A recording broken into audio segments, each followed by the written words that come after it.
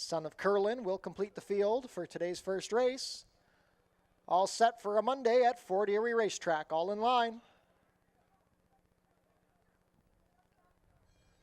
And they're off. Feeling is showing speed. Unilateral out well from the outside. Between them is Thy Kingdom. Doodle Dandy races along the rail, and on the outside at the back is Timmins, but it is the favorite Feeling shooting out to a 2-length lead as they race into the opening turn. Feeling a little erratic in the early stages. Unilateral closer than normal on the outside in second, now putting the pressure onto Feeling. Doodle Dandy is in a pocket spot from third, about 2 lengths off of the leaders. Timmins now fourth in the 2-path. The trailer is now Thy Kingdom. A very moderate opening quarter of 26-1. Unilateral has the head in front of Feeling as they turned into the backstretch. Doodle Dandy 3 lengths back in third. Timmins is fourth on the outside, and then it's a gap of 3 back to Thy Kingdom. Less than 5 furlongs to go. It is Unilateral and Feeling slugging it out on the lead. Still going through moderate fractions. The half was 50-1. Doodle Dandy and Timmins are sharing third. It's a gap of 6 more back to Thy Kingdom. Less than a half mile to go. Feeling has the head in front of Unilateral, who's persistent on the outside.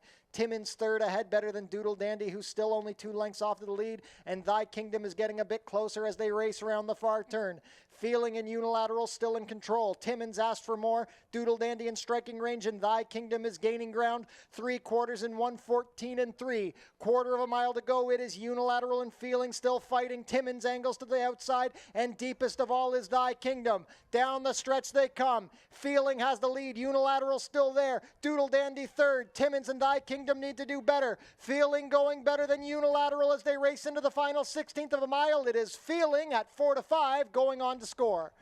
Feeling going to win by 2.5. Unilateral second. Thy Kingdom up for third over Doodle Dandy. 146-3.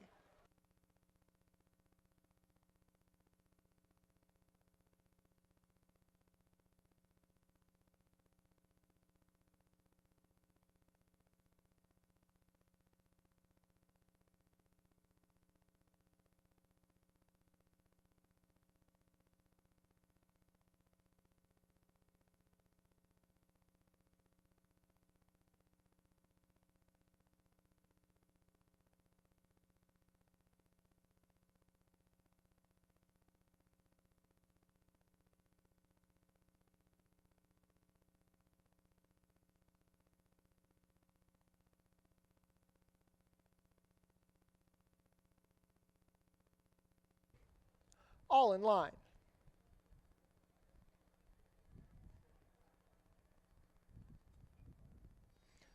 And they're off. Diamondback broke on top with Crumlin Experience to the outside, and Thelonious also showing up along the rail. Loquacious is at the back. But as they race under the wire for the first time, it is going to be Diamondback unbothered in his journey to the lead. Diamondback has a 2-length cushion over Thelonious, who comes off the inside. Crumlin Experience is in the 2-path in third, and Loquacious has about 5 lengths to make up on the leader as they race around the clubhouse turn. The opening quarter was raced in 24-2, and it is Diamondback extending the margin to about 4 lengths. Thelonious is still racing in second. At the back are the pair of Crumlin Experience and Loquacious. Just over 5 furlongs to go, and Diamondback remains unbothered on the lead. The advantage is up to 6. Thelonious is still second. Loquacious is being ridden along. He's passing Crumlin Experience as they race past a half mile in 48 seconds flat. Diamondback looking to bottom this field out. He still has the lead as they race into the far turn. Thelonious is still sitting in second. Loquacious pushed along from third. Crumlin Experience is on his outside. 3 furlongs to go, and Diamondback is still unchallenged, being asked for a bit more now as they race into the 5/16 pole. The lead is up to 7 lengths. Thelonious is still second. Crumlin Experience and Loquacious are still at the back as they reach the final quarter of a mile. It is Diamondback and Isabel Wentz as they swing for the drive. No one is even remotely challenged. The lead is still 7 lengths. Thelonious, then Crumlin Experience and Loquacious, a furlong to go, and Diamondback is looking to go gate to wire. He's wandering to the outside, but he is still completely unthreatened. It is Diamondback up by 5. The battle is for second. Thelonious and Crumlin Experience. They come down to the wire. Gate-to-wire score for Diamondback. Diamondback by 5. Thelonious held second over Crumlin Experience. Loquacious trailed the field, 146-1.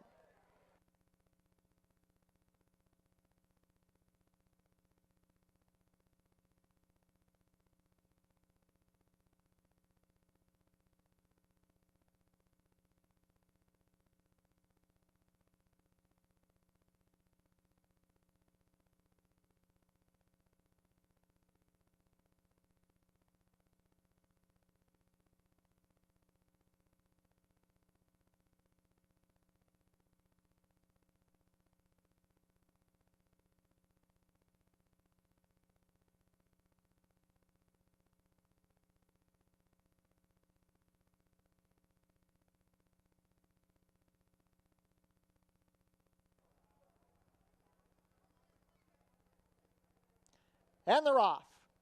Clean break. My Final Trick out well on the outside is Crumlin Bird with Miss P's Bella between them. Here comes Frerit showing up from the center with Baby Mo. Along the rail is Hasn't Hit Me Yet with Miss P's Bella to her outside. At the back are going to be Color Force and Secret Archangel.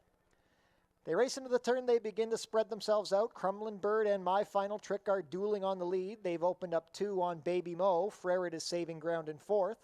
Another 1.5 back to Hasn't Hit Me Yet, who races a half length better than Miss P's Bella. A gap of 4 more to Color Force, and the trailer is Secret Archangel.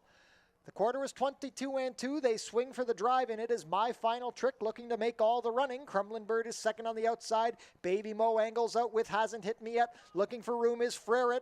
My Final Trick still has the lead. Frerit, and here comes Hasn't Hit Me Yet down the far outside. It is still My Final Trick. Here comes Frerit splitting horses. Frerit and Hasn't Hit Me Yet down to the wire. It's Frerit and Omar Marino. Hasn't Hit Me Yet second, then My Final Trick and Miss P's Bella, 59 flat.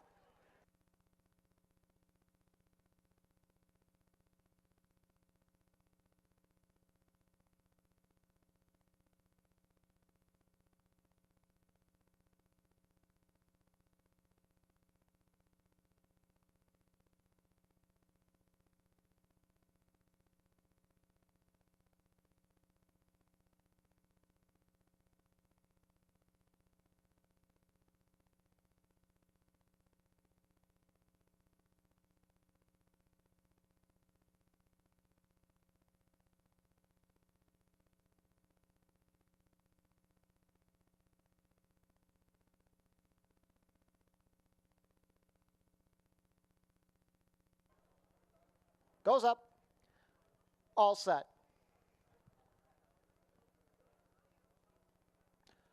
And they're off. One Punch Charlie missed the start. It's Ace Destroyer breaking on top.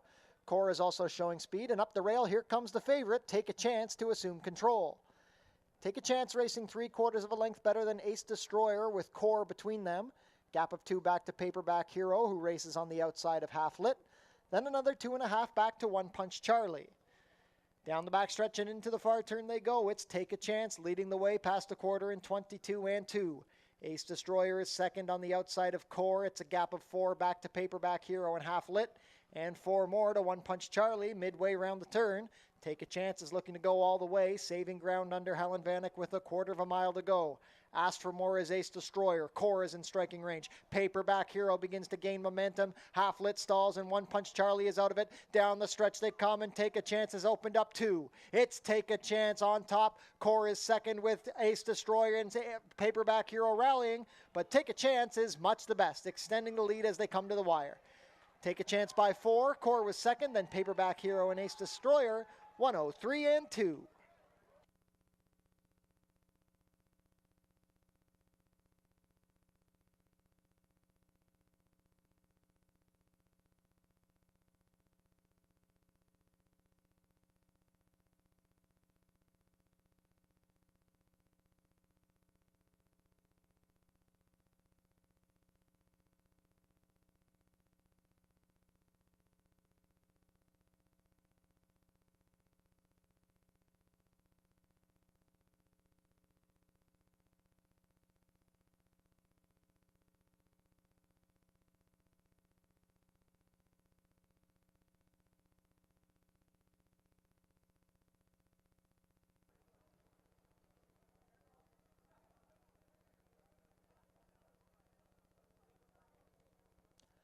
And they're off.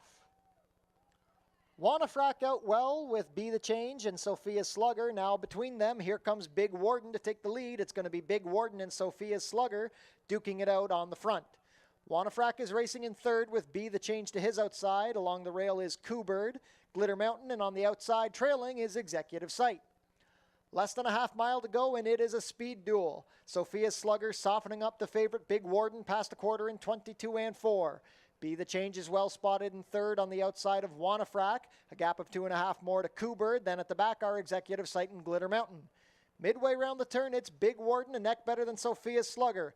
Be the Change pushed along in third. Wanafrack is fourth. It's another 2 back to Coubird as they swing for the drive. Be the Change and Big Warden. Sophia Slugger still there along the fence. Wanafrack is fourth. It is Be the Change ahead better than Big Warden, who's persistent between horses. Sophia Slugger still there. The stablemates duke it out in the final 16th. Be the Change the outside of Sophia Slugger. Sophia Slugger resilient along the rail. It's Sophia Slugger on top. Second was Be the Change, then Big Warden and Coubird, 105 and 3.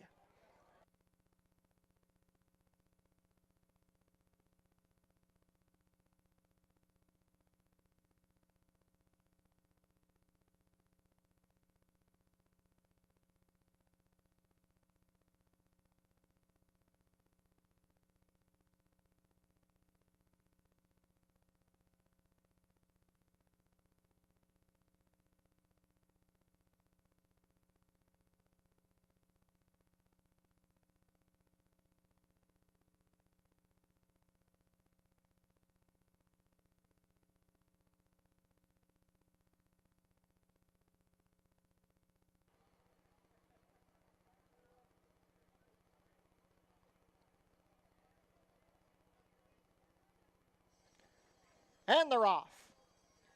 Out well, Renegade Serenade had to take up a bit. It's going to be Wilberforce shooting out for the early lead. Wilberforce taking control. Maito on the outside of Nicolau. Sensing Holiday is racing along the rail with JMR Pure Sensation. Then at the back are going to be Brienne of Tarth and Renegade Serenade. Midway around the turn, it is Wilberforce, 2 lengths clear of Nicolau, who's found the inside. A trio next, Maito on the outside of JMR Pure Sensation and Sensing Holiday along the rail.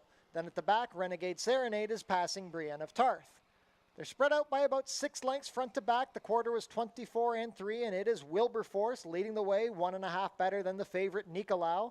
3 deep is JMR Pure Sensation, 4 wide Maito. Room up the rail for Sensing Holiday, who's hovering along on the inside. Then still at the back are Brienne of Tarth and Renegade Serenade. Into the far turn they go, and they still haven't caught Wilberforce yet. He's leading over Nicolau. Sensing Holiday is third. JMR Pure Sensation fourth. Maito ridden along from fifth. Brienne of Tarth is saving ground. She needs racing room. The trailer is Renegade Serenade. At the head of the lane, it is Wilberforce looking to go gate to wire. He ducked to the outside under left-handed whipping. Nicolau has found room up the rail. Then we have Brienne of Tarth, who's found a split past JMR Pure Sensation. It is now Nicolau who's taken control from Wilberforce in the final 16th. Nicolau going on to an easy score. Nicolau by about 2.5. Wilberforce second, then Brienne of Tarth, Renegade Serenade, 125 and 4.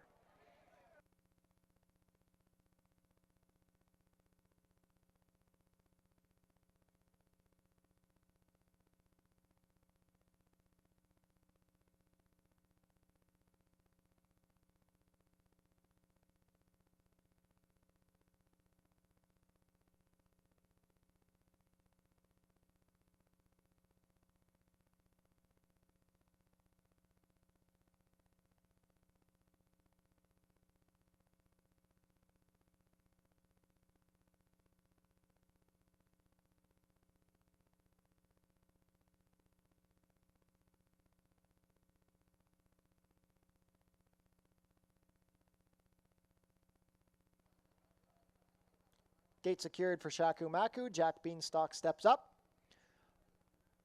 All set for the late double.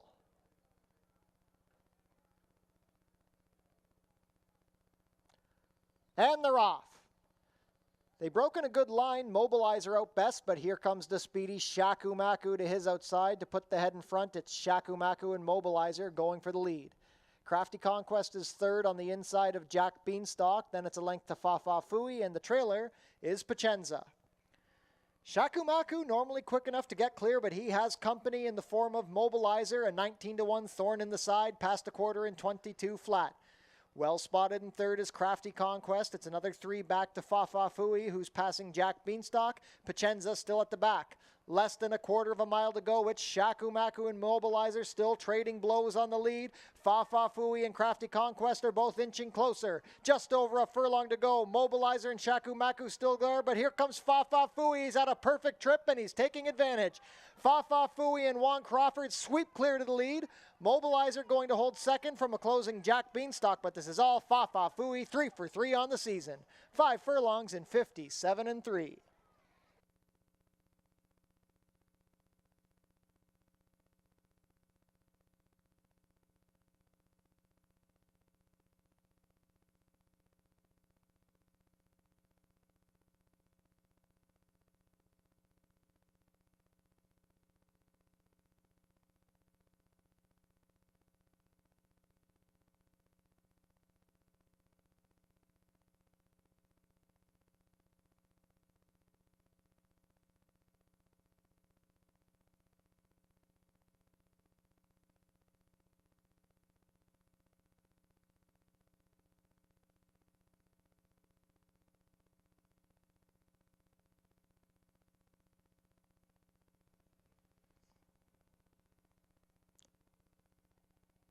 Only at Midnight has gone in. Cosmic Shot and Michael David will complete the line, and at long last, we are all set for the nightcap.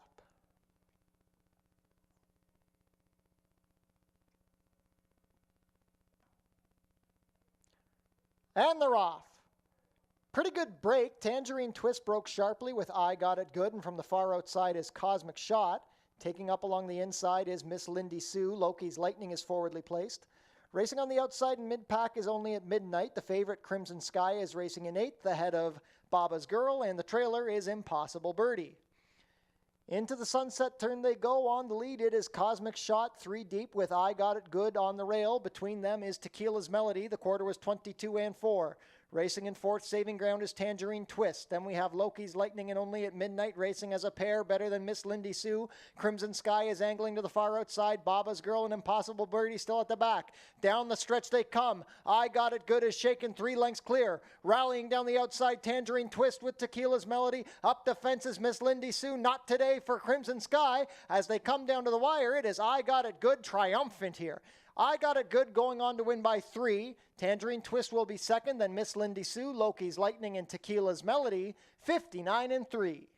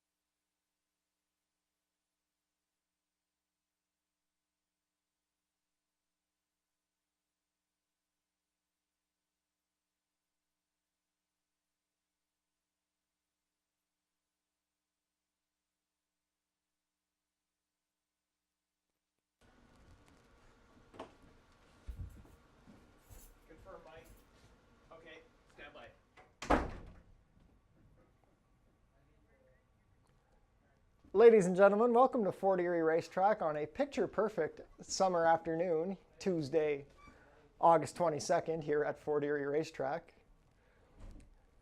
The main track is fast and the turf is firm. The rail is out 12 feet for this 7-race card here at Fort Erie. It is currently 23 degrees Celsius or 75 Fahrenheit. Bit of a breeze coming in, but it shouldn't make too much impact on the races. Let's take a look at the goings-on today at Fort Erie. Visit our website, forterieryracing.com, for information about everything going on at the track. You can find live streaming of the races and all of our race replays. Tune into the pre-race show to get info about the track conditions, scratches and changes, handicapping selections, and info about upcoming races and events. Racing is back next week at Fort Erie, Monday the 28th and Tuesday the 29th. Take note that next week we will be switching to our late summer 3 p.m. first post. If you are on track with us today, be sure to stick around after the last race for our free concert at the Tiki Bar featuring West Wind. Mark your calendars, the 88th running of the Prince of Wales Stakes is coming up on Tuesday, September 12th. First post will be 1 p.m. The pre-race show will be kicking off at 12:25. You can tune in to the Prince of Wales draw on Thursday, September 7th. The live stream is starting at 12 p.m. Head down to the Paddock Shack for burgers, hot dogs, sausages, fries, and poutine, plus beer and soft drinks. The Paddock Shack is located near the walking ring. Book your table in the Turfside Dining Room, open on live racing days. Reservations are recommended. The new Homestretch Bar is now open, located next to the Tiki Barbecue. Treat your team to an exciting day at the races. It's only $13.25 per person. The track pack includes 1 food item, 1 drink, and a Fort Erie live racing program. For more information, go to our website. Become a member of HPIBet.com today. Get $100 when you bet $100, plus your first bet is on us. Tune into Your TV Niagara for the Fort Erie Race Replay Show, Channel 700, Thursdays at 10:30 and Saturdays at 10. Pick 4s and Pick 5s here at Fort Erie Racetrack are guaranteed with pools of $10,000. The Pick 5s are kicking off in races 1 and 3 today. Pick 4s begin in races 2 and 4. Jackpot High Five carryover is building. Be the only winning ticket to take home the whole jackpot. Carryover in the last race today is $58,441.88. Smoking is allowed in designated areas only at Fort Erie Racetrack. No food or beverages allowed in these areas, and no cannabis is permitted on the property. Coming up next are today's changes. In race 1, an overweight on the number 2, Hear Me Knocking, 4 pounds over at 124. In race 2, an overweight on the number 4, Raging Bear, 1 pound over at 121. In race 3, an overweight on the number 5, Blockbuster, 2 pounds over at 114. Stewart scratched the main track onlys, number 8, Brady O'Brady, and the 9, Hadassah's Devil. In race 4, Vet scratched the number 4, This Cat Is by Jax, and an overweight on the number 5, Breach of Trust. The rider will be 2 pounds over at 124. In race 5, a couple of overweights. The number 7, Trish the Dish, 2 pounds over at 124. And the number 8, Love My Cheryl, 1 pound over at 121. In race 6, we have a rider change on the number 4, Prince for a Day. Make the rider Lenny Cicheran. In race 7, Stewart scratch of the number 2, My Girl Gabby.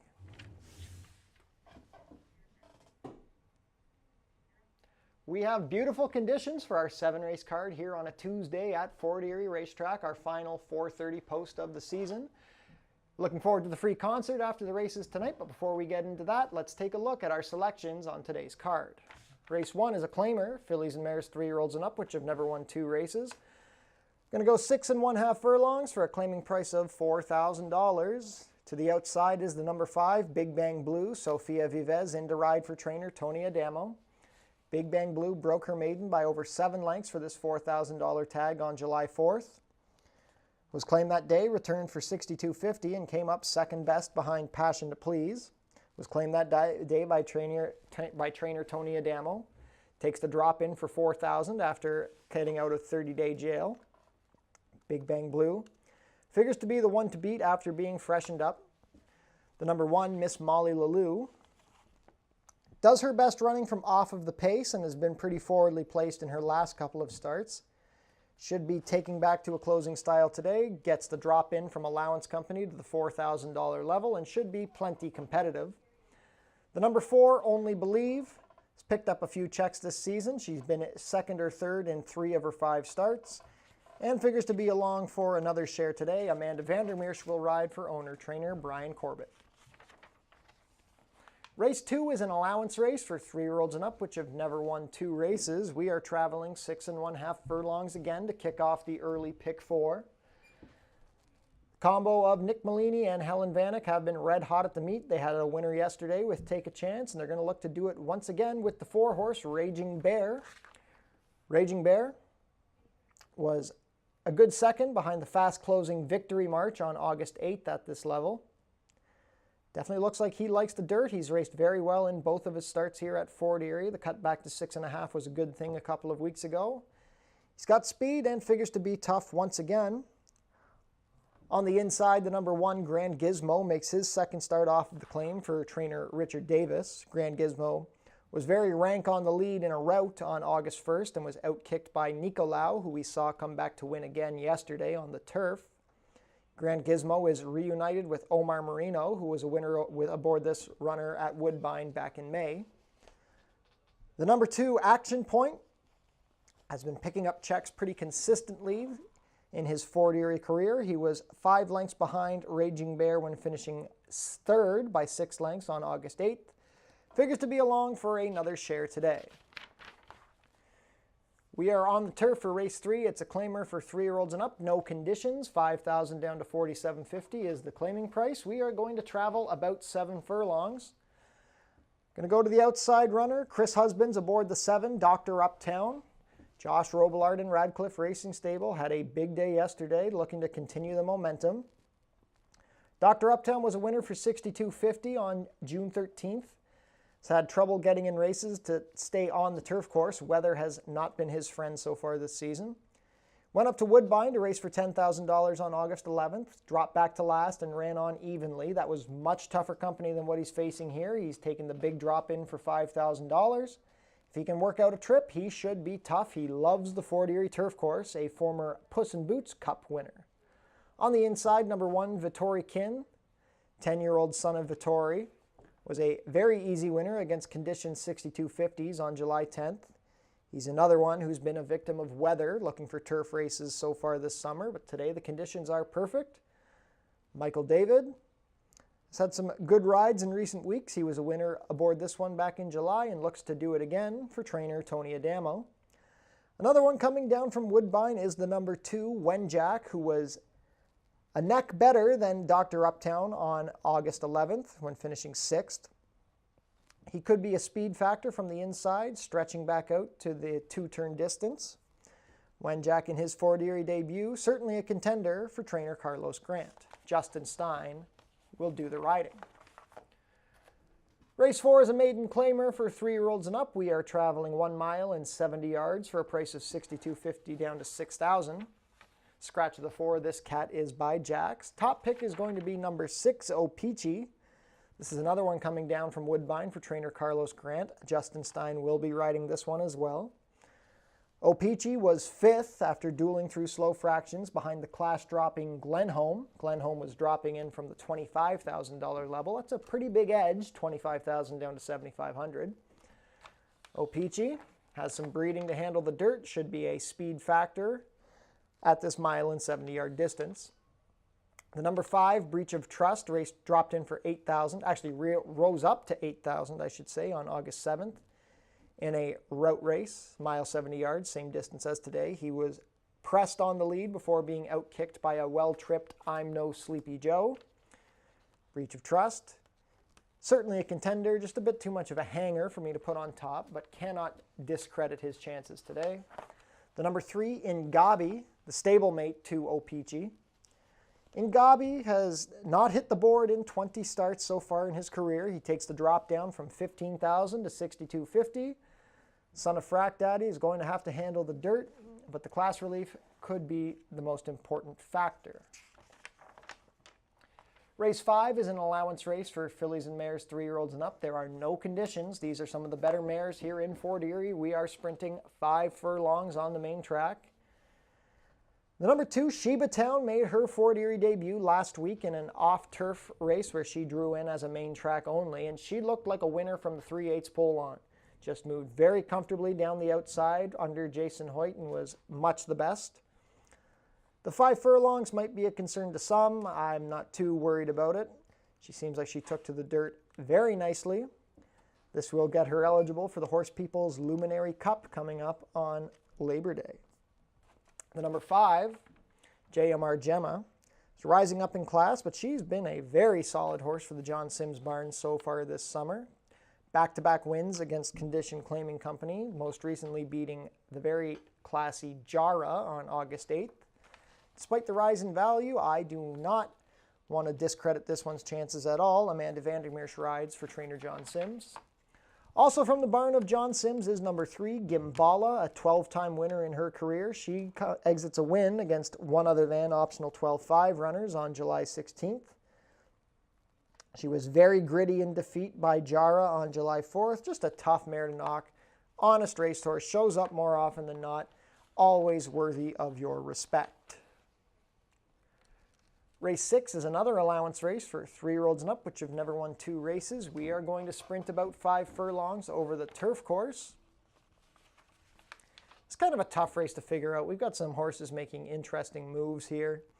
I'm going with the number 7, Don't Stop Dreamin'.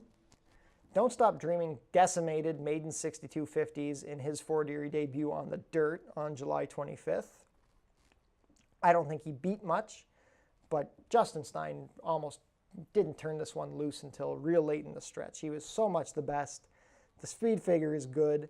I think he'll be better on turf than his one race at Woodbine shows. We're going to see what happens with Don't Stop Dreamin'. I normally don't pick these horses coming off of blowout wins.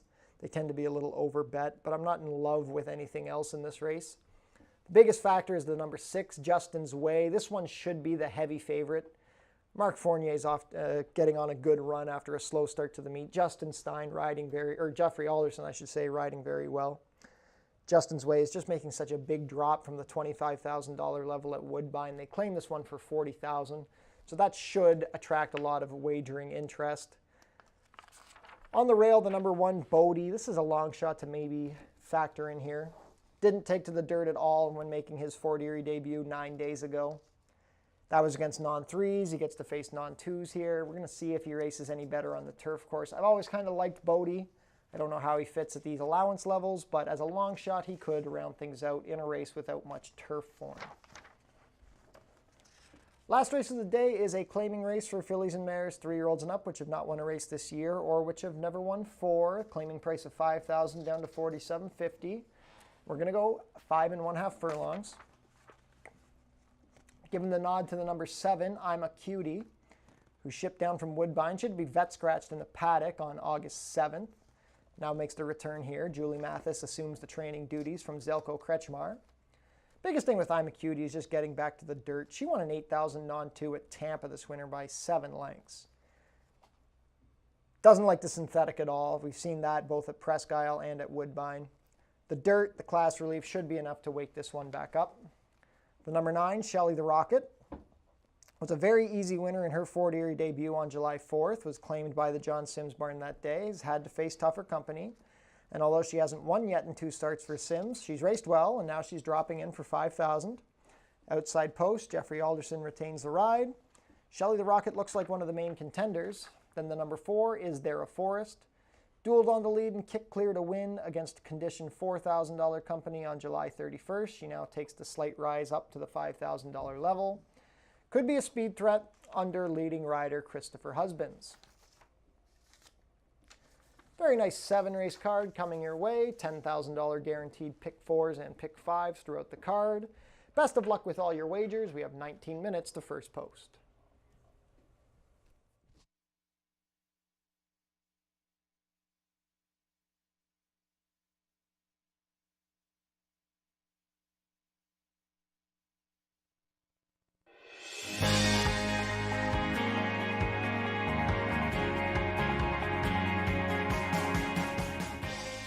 It's easy to make a bet on HPIBet.com. Follow these simple steps and you'll be betting in no time. First, go to the HPIBet.com website. Sign in to your HPIBet account. Find the track and race you want to bet on. Click on the Place Bet button. Click on the bet type you want to wager with. Click on the amount you want to wager. Click on the horse you want to wager on. Click on the green Place Bet button. Review your bet confirmation information. It's all done. Remember, all this can be done on most mobile devices. Now cheer on your pick to victory.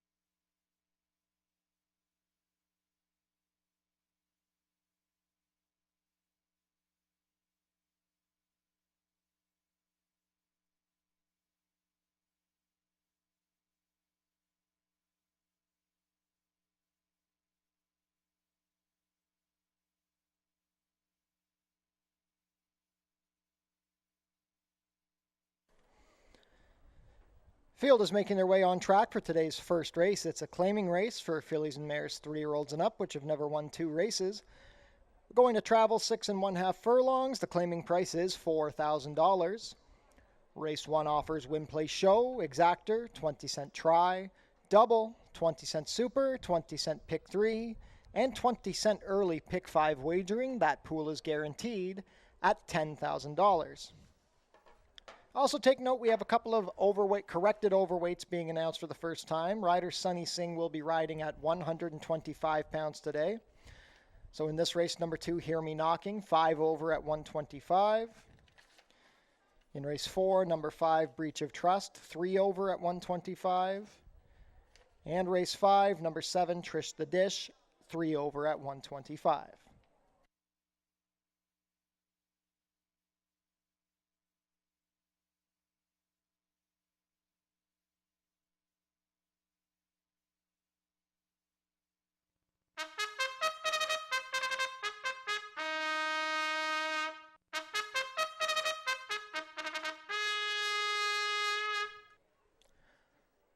Number 1 is Miss Molly Lalou. Mark Lee Buchanan rides for trainer Roy Augustino and owner James William Fleming. Number 2, Hear Me Knocking. Sunny Singh pilots for trainer Louis Cappy and owner Christina Ramjatin. Racing Stables own the number 3, Lunatica. Lenny Sicheran will ride for trainer Joe Humber. Brian Corbett owns and trains the number 4, Only Believe. The rider is Amanda Vandermeersch. Completing the field, number 5 is Big Bang Blue. Sofia Vivez rides for trainer Tony Adamo and owner Bermuda Blue Farm. 6 minutes to post for race 1. $10,000 guaranteed early pick 5 kicks off here.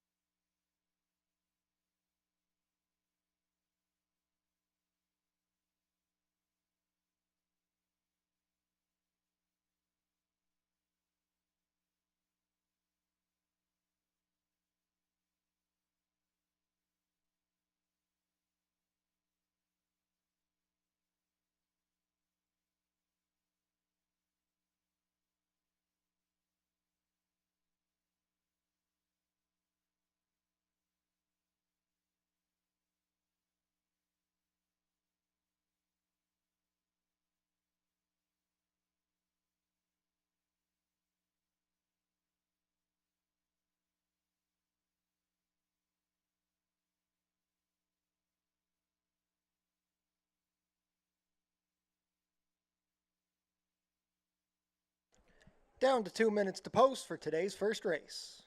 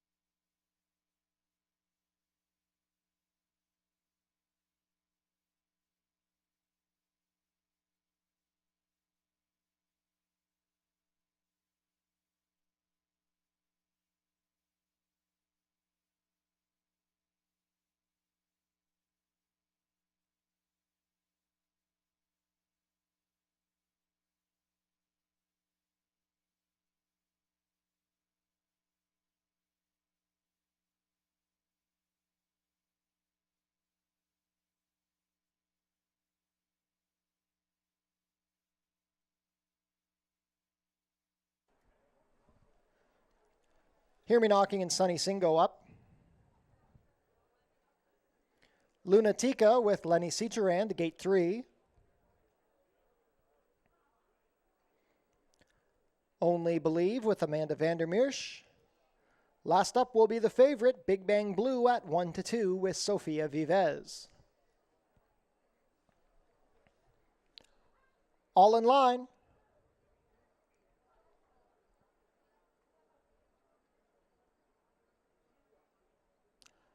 And they're off.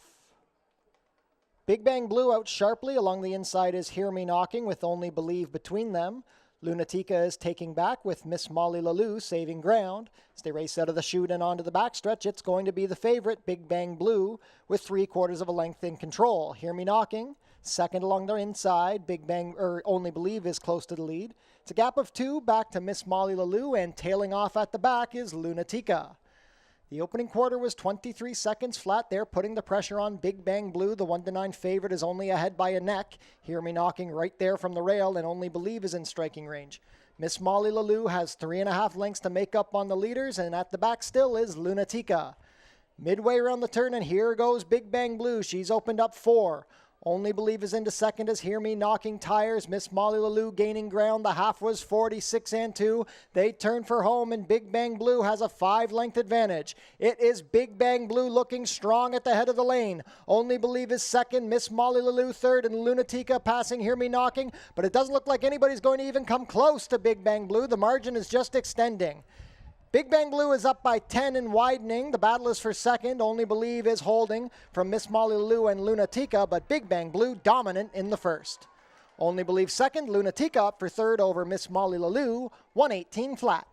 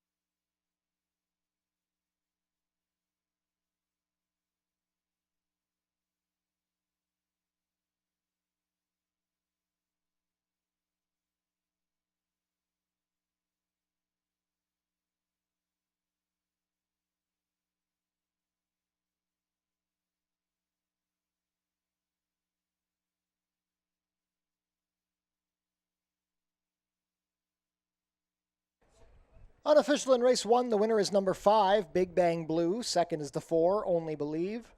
Third, number 3, Lunatica. And fourth is the 1, Miss Molly Lalou. Unofficial race 1 order, 5, 4, 3, 1.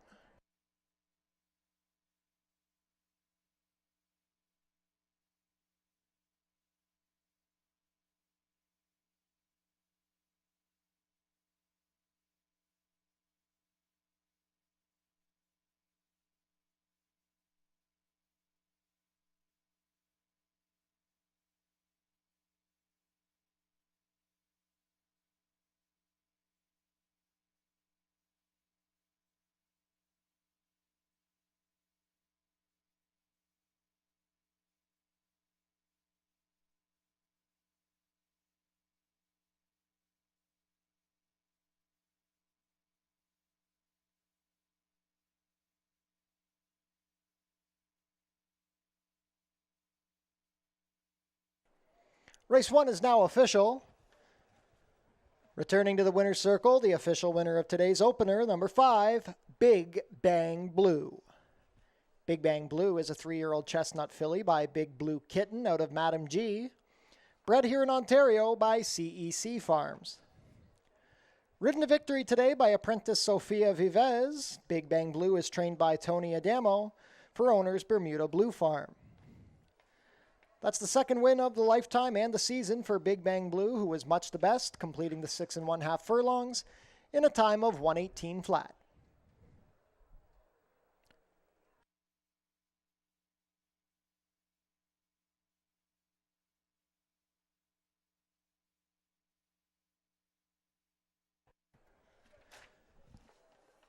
At 1 to 9, Big Bang Blue returns 230, 210, and 210. Number 4, Only Believe, second, 530 and 240. And for show, number 3, Lunatica, 290. The $2 exacta, 5-4, 830. The $1 try, 5-4-3, 15.55. $1 super, 5-4-3-1, 29.65.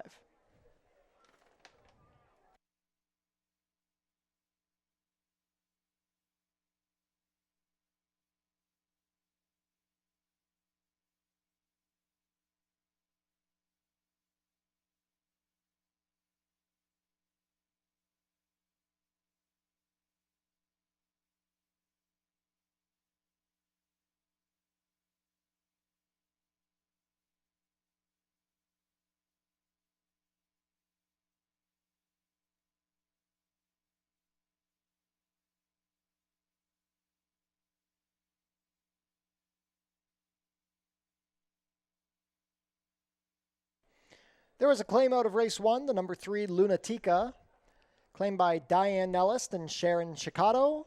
Moves to the barn of trainer Sharon Chicato. Be sure to book your table in the Turfside Dining Room, open on live racing days. Reservations are recommended. Changes for race 2, we have an overweight on the number 4, Raging Bear, 1 pound over at 121. 18 minutes to post.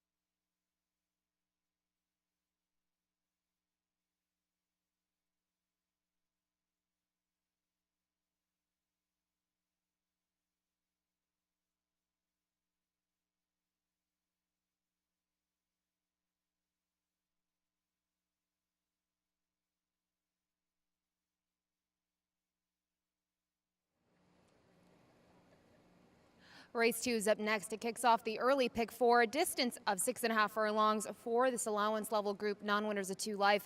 It's a really nice field. We're going to kick things off here on the rail with the number 1 Grand Gizmo, owned by David Ford and trained by Richard Davis.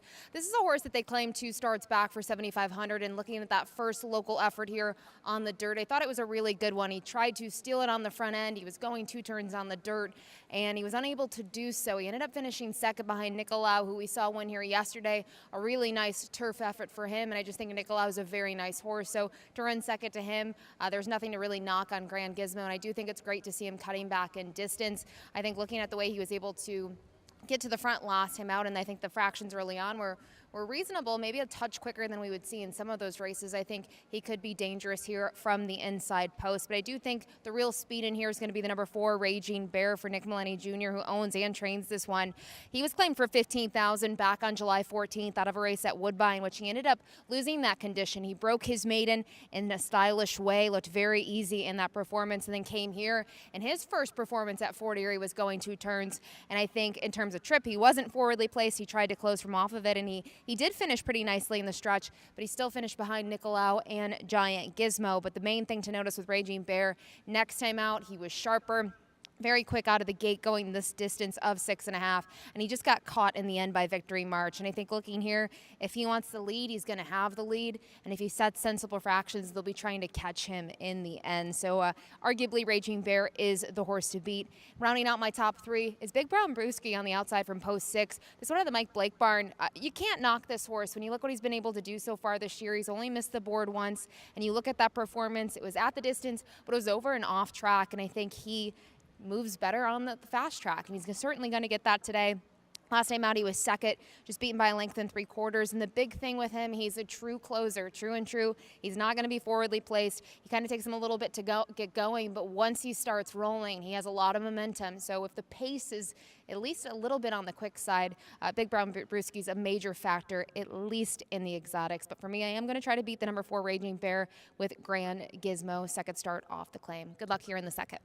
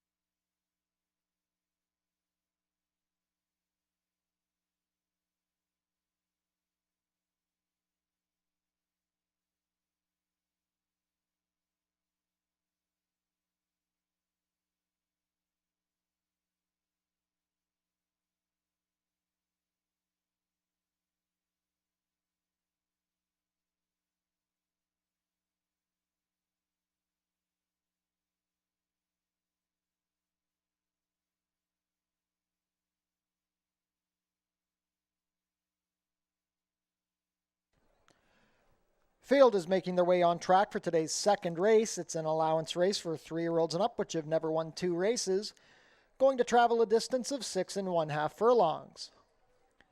Race 2 offers win, play, show, exactor, 20-cent try, double, 20-cent super, 20-cent pick 3, and 20-cent early pick 4 wagering. That pool is guaranteed at $10,000.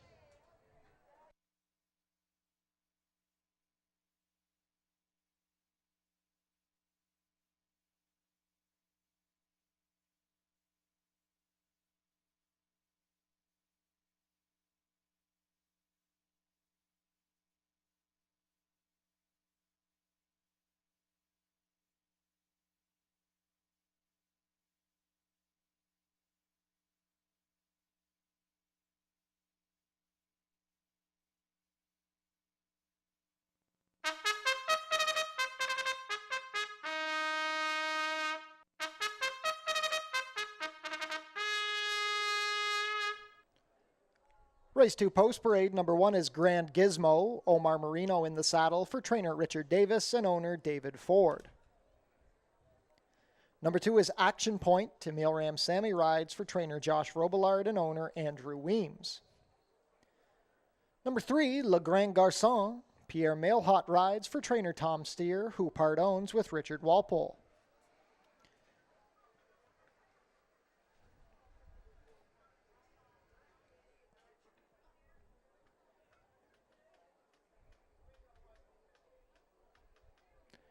Come back to the 4. Number 5 is I'm No Sleepy Joe. Sophia Vives in the saddle for owner-trainer Dale Powell.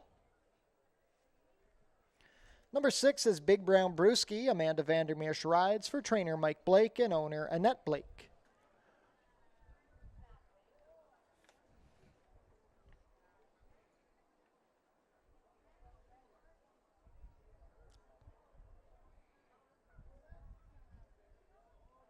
On screen now, number 4 is Raging Bear. Nick Malini Jr. owns and trains. The rider is Helen Vanek. $10,000 guaranteed early. Pick 4 begins here in race 2.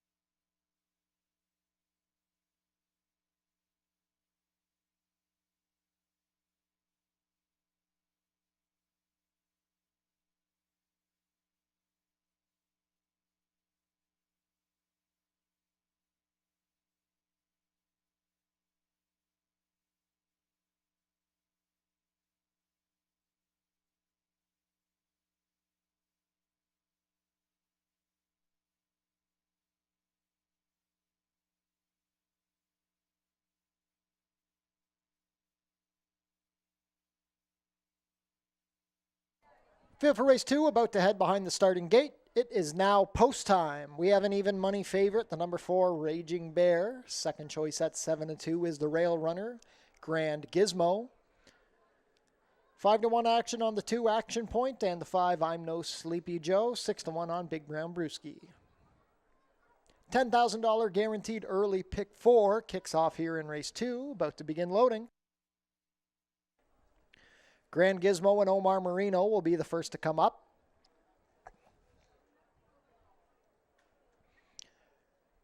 Action Point and Emil Ramsamy to gate 2. Le Grand Garçon, the maiden, taking on winners with Pierre Mailhot.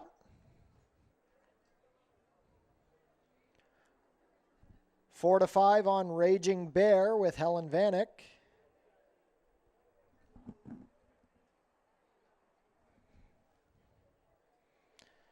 As Le Grand Garçon backs out. Goes in now. Raging Bear, Helen Vanek to gate 4. Last out winner, I'm No Sleepy Joe, looks to give Sofia Vives the early double. Last up will be Big Brown Brewski with Amanda Vandermeersch.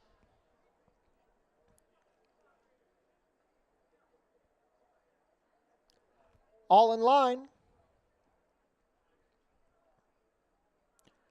And they're off. Le Grand Garçon broke slowly. Action Point showing up with Raging Bear, and along the rail is Grand Gizmo.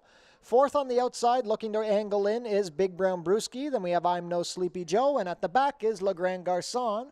They're spread out by about 9 lengths front to back. It is Grand Gizmo rushing out to from the rail. Grand Gizmo on top by 2 over Raging Bear. 5 more back to Action Point in third, who's racing better than Big Brown Brewski. Le Grand Garçon slips up the inside to pass I'm No Sleepy Joe. The quarter was 22-3. It is Grand Gizmo now being taken on by Raging Bear. These two have opened up 4.5 on Action Point in third.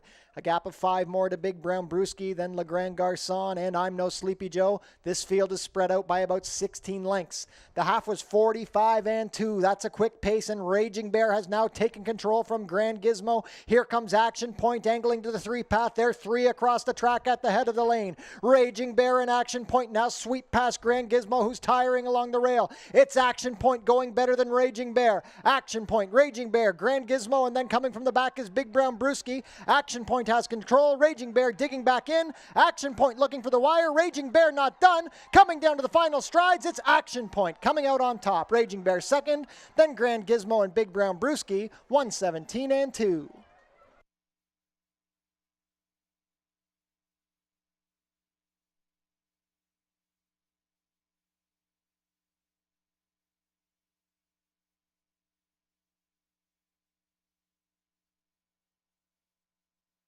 Photo finish in race 2.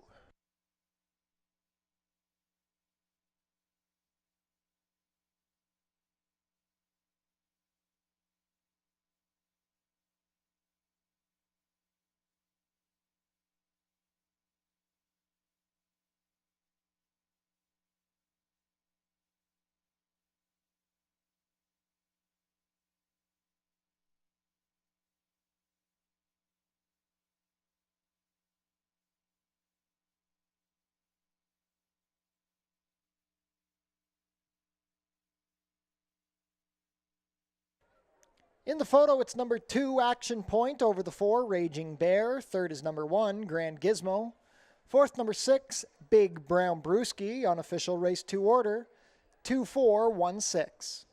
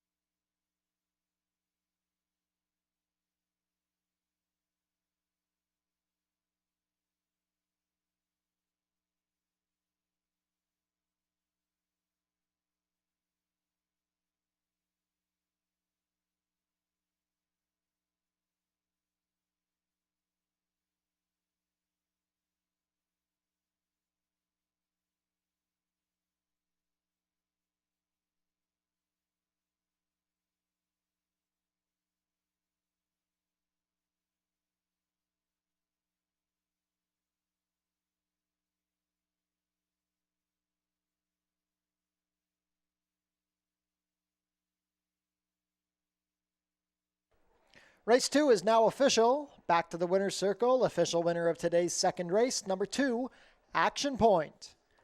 Action Point is a 4-year-old chestnut gelding by Passion for Action out of Paddy Point, bred here in Ontario by Colebrook Farms. Ridden to victory today by Emil Ram Sammy, Action Point is trained by Josh Robillard for owner Andrew Weems. That's the second lifetime win for Action Point, the first of the 2023 season.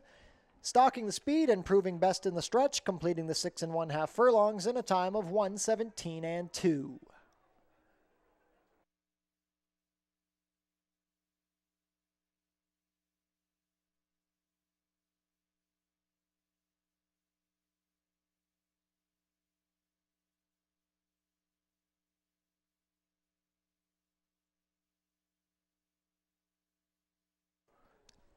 It's official. Action Point returns 860, 290, and 210. Number 4, Raging Bear, 220 and 210. And number 1, Grand Gizmo, 220. $2 exacta, 2-4, 1460. The $1 try, 241, 1455. $1 super, 2416, 2570. And the $2 double, 52, 1260.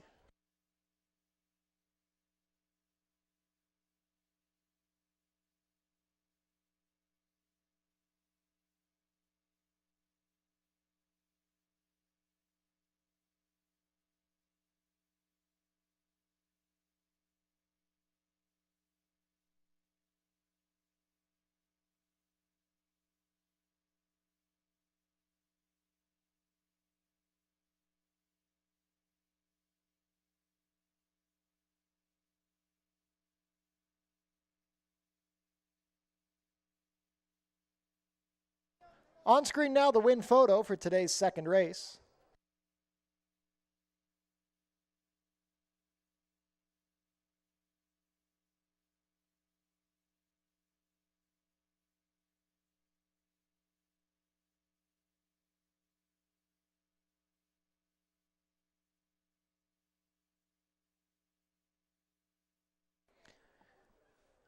And Fort Erie Racetrack would like to welcome our friends from Sumitomo Bakelite High Performance Plastics, SBHPP. Welcome to Fort Erie Racetrack. Enjoy your day at the races. Changes for race 3. Overweight on the number 5, Blockbuster. The rider will be 2 pounds over at 114. Stewart scratched the main track onlys, number 8, Brady O'Brady, and number 9, Hadassah's Devil. 17 minutes to post.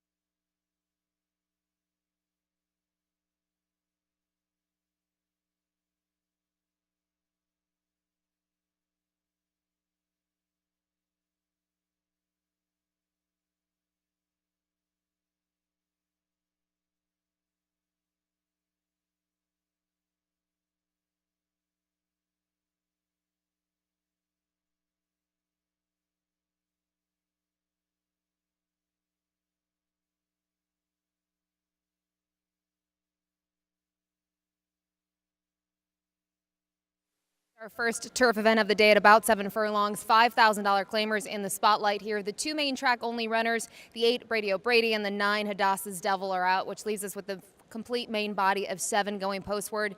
We're going to start things off on the rail with the number 1 Vittori Kin, the Brazilian bred gelding. He's 10 years old. He's going to look for his 10th win, and he's also going to look to give trainer Anthony Adamo and the owners Bermuda Blue Farm their 2nd win on the program. They were able to take the opener with Big Bang Blue, and Vittori King looked excellent last time out winning. In his first start here at the meet, not so much. He just simply didn't fire, but they stretched him out a little bit. They dropped him down significantly in class, and him and Mikey David were able to get a pretty nice win there when this horse kind of made a move.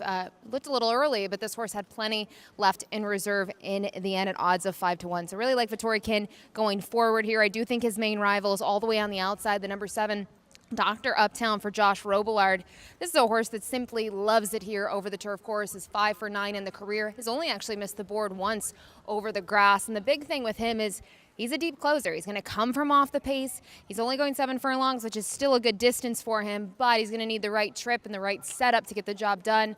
He does draw the outside, though, so hopefully if some of the runners towards his inside do make an early move, he can get over before getting into that first turn. That's always my concern here with those 2 turn races, but his resume says it all, and he's a horse that just simply loves it here. And I think looking at his last effort, it was a tough group up at Woodbine. You can see his only other start, it was a winning one here back on June 13th. Chris Husband's set to ride. And then finally from here, you could go to 2 different horses in here, the 2 Wenjack, you look at the 6, I think there's multiple ways, or you could even look at the 3 William Boy. And I ended up going to the 3 William Boy mainly from a pace perspective standpoint. I think he's going to be pretty close to it early on and hopefully can stick around for a share. Last year he looked really good winning 2 races. They were at the 7 furlong distance, and I thought his first race of the year, he was very strong. I know he only finished 4th in a field of 7, but he really wasn't beat by much in terms of distance. He was less than 3 lengths behind the winner, which was Dr. Uptown, and since then, he's left a little bit to be desired, but we'll see. Jeff Alderson's going to climb aboard him for the first time, and he still is a 2-time winner here locally, so if he can improve from what we've seen as of late, I still think he could be a factor here in the exotics, but do go to the horse on the rail, the number 1, Vittori Kin, as my top pick. Good luck.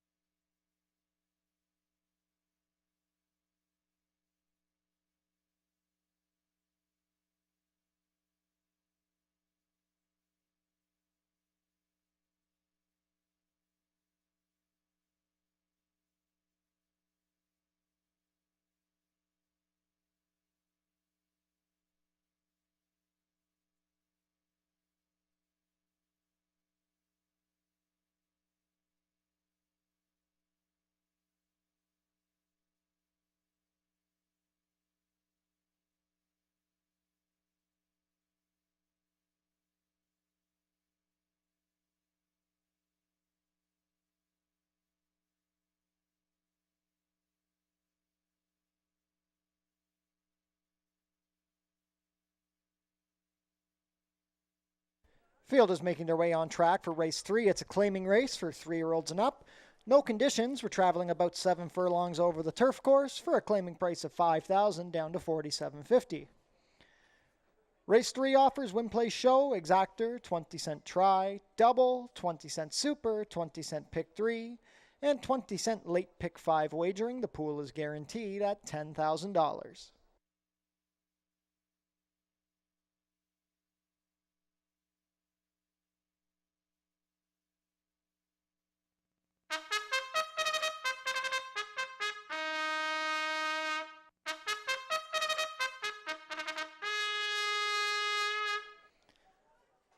Number 1 is Vittori Kin. Michael David rides for trainer Tony Adamo and owner Bermuda Blue Farm. Number 2 is Wenjack. Justin Stein in the saddle for trainer Carlos Grant and owner Jakara Farms Corporated. Number 3, William Boy. Jeffrey Alderson pilots for trainer Stephen Cathcart and owner Candice Warwick. Also from the shed row of Steve Cathcart is the 4, Am Prepared. Pierre Mailhot has the call, owned by Joseph Roberto and Stephen Cathcart. Number 5 is Blockbuster. Alexis Sanchez rides for trainer Anthony Husbands and owner Offshore Racing Stable. Number 6 is Savvy's Sister. Juan Crawford pilots for trainer Paula Loescher and owner Christopher Colaleo. Completing the field, number 7 is Dr. Uptown. Chris Husbands rides for trainer Josh Robillard and owners Radcliffe Racing Stable and Admiral Stable. 3 minutes to post for race 3. $10,000 guaranteed late pick 5 kicks off here. We are on the turf.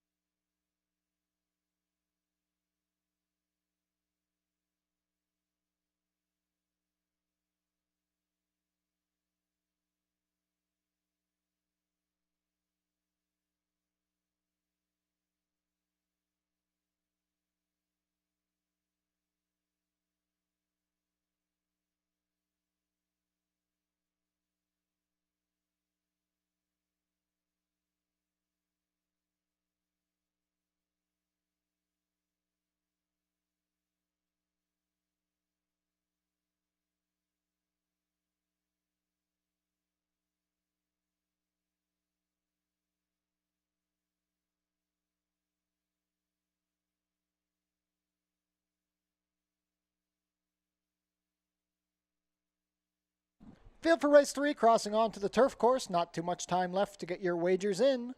$10,000 guaranteed late pick 5 kicks off here.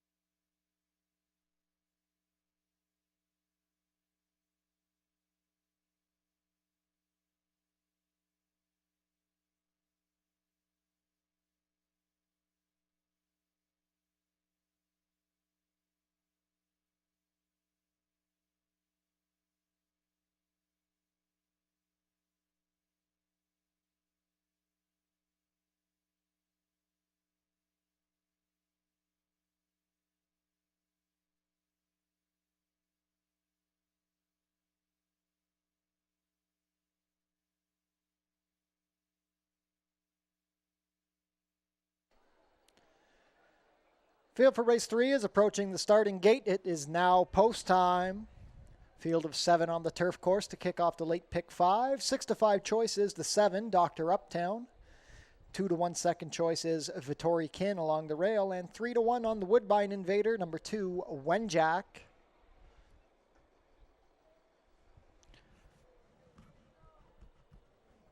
As we are set to begin loading. 10-year-old Vittori Kin will be the first to come up, a last out winner under Michael David.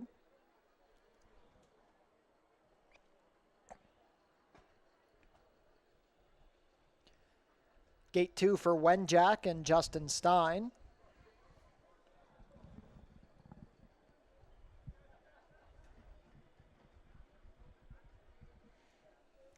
William Boy with Jeffrey Alderson, the first of 2 for trainer Steve Cathcart. Stablemate Am Prepared. Pierre Mailhot in the bright pink silks. Blockbuster with Alexis Sanchez. The mare, Savvy's Sister, and Juan Crawford, gate 6. Last up will be the favorite, Dr. Uptown with Chris Husbands.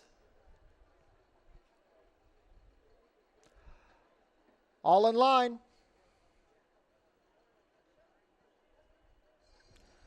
And they're off.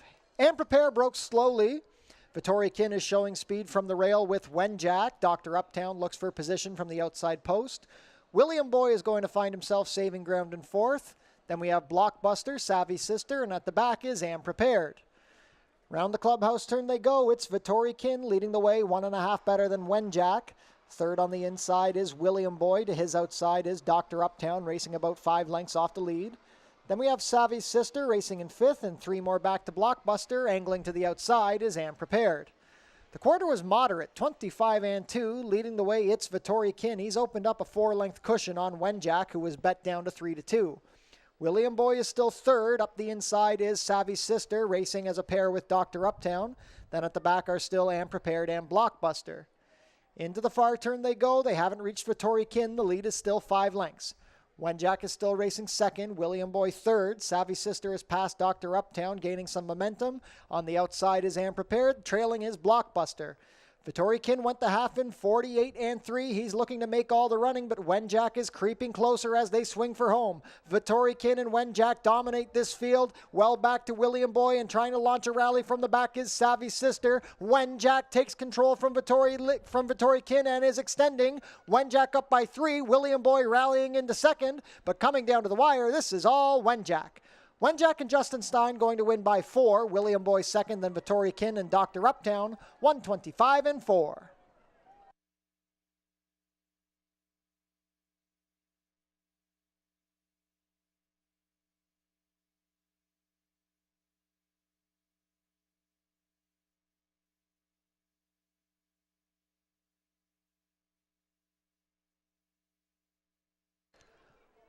Unofficial in race 3, the winner is number 2, Wenjack. Second is the 3, William Boy. Third, number 1, Vittori Kin. And fourth, number 7, Dr. Uptown. Unofficial race 3 order, 2-3-1-7.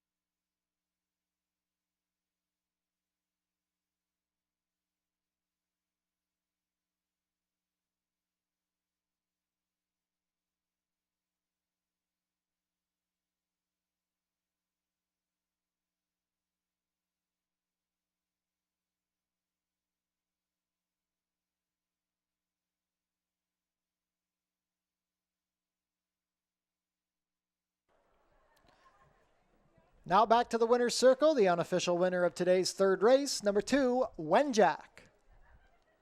Wenjack is a 5-year-old dark bay or brown gelding by Cold Harbor. Out of That Will Work, a homebred here in Ontario for Jakara Farms. Ridden to an easy victory today by Justin Stein, Wenjack is trained by Carlos Grant. That's the 5th lifetime win for Wenjack, the first of the 2023 season, and his first over the border oval. Wenjack completed the about 7 furlongs over the turf course in a time of 1:25.4. Hold all tickets until race 3 is made official.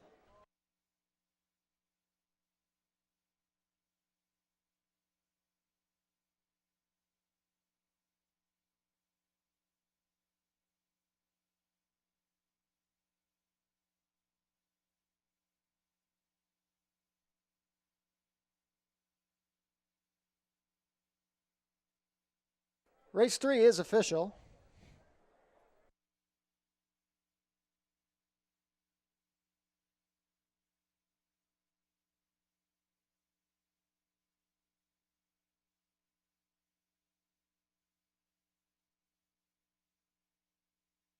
Wenjack returns $5, $3, and $2.40.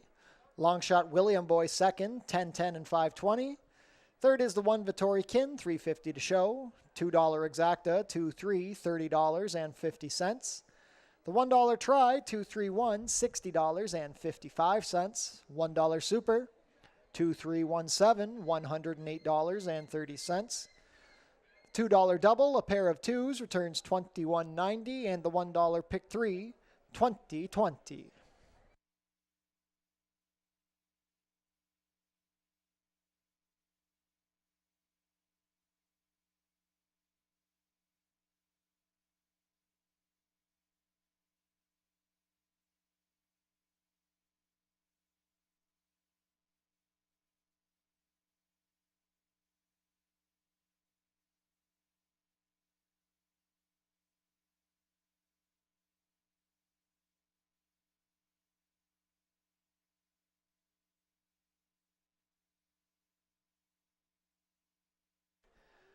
The post position draw for the 2023 Prince of Wales Stakes will be taking place on Thursday, September 7th. It's kicking off at 12 p.m. and you can catch the live stream at forterieracing.com. Prince of Wales Stakes itself will be taking place on Tuesday, September 12th. The highlight of the Fort Erie calendar, second jewel of the OLG Canadian Triple Crown. First post on September 12th will be 1 p.m. Changes for race 4. Vet scratch the number 4. This cat is by Jax. And an overweight on number 5. Breach of Trust will be 3 pounds over at 125. 18 minutes to post.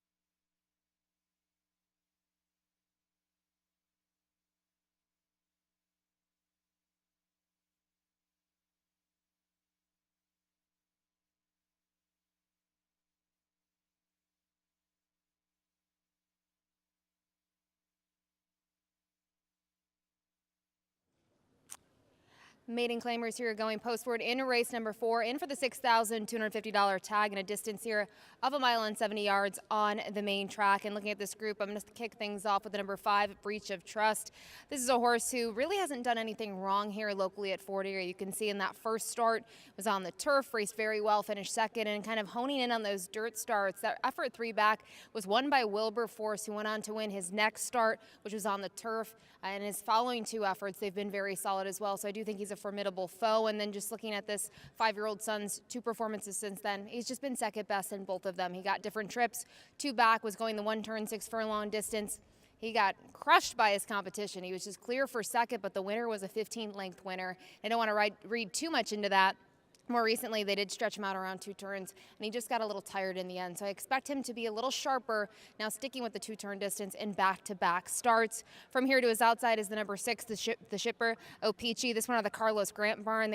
Carlos Grant just took the race before this with his runner, as well as Justin Stein. Going to get blinkers on in career start number 8. He has raced with blinkers twice in the past, but I think when you go to the races last year, just deeper waters, and since dropping in for the tag and dropping a little bit down each start, he raced very well last time out, a career best Beyer speed figure of a 50. He did have the lead late and surrendered, so I think the equipment change is key, and I wonder if the main track will kind of play to his running style, since he could be forwardly placed. Last time out, he was the closest he's ever been to the front, and I understand the fractions were slow, but I wouldn't be surprised to see him pretty close to it as well today. And then from here, there's his stablemate, the number 3, or there's the 7, Win the Draw. And I just looked at his stablemate's record. He's 0 for 20 in the money, so I had to go to the 7 in here, who some of his best races are pretty far behind him, but when you look at Offspring, a big screen, they do well routing. He's had a couple of siblings that have won on the dirt. He actually has 1 sibling that has multiple wins over the main track elsewhere, and I just think this horse could be better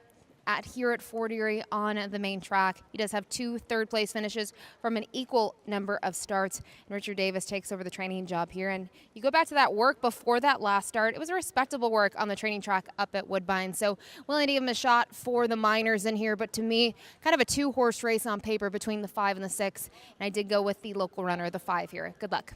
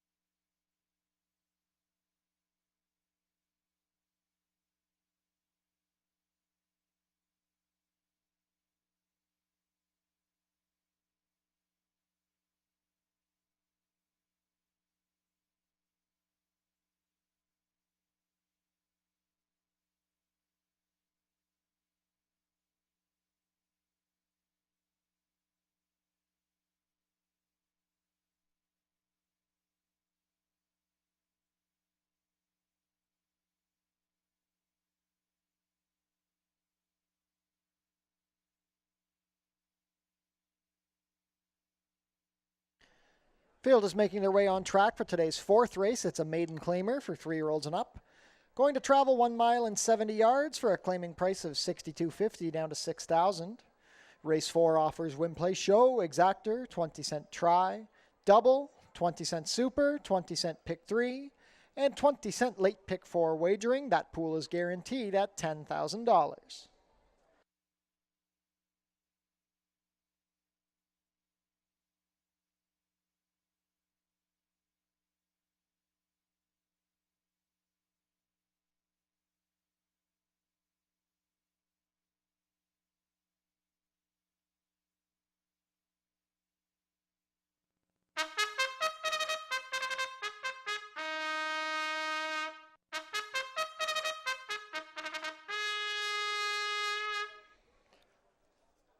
Number 1 is Broadway Ruckus. Kirk Johnson rides for trainer Paul Mandolfino and owner Lincoln Rodhay.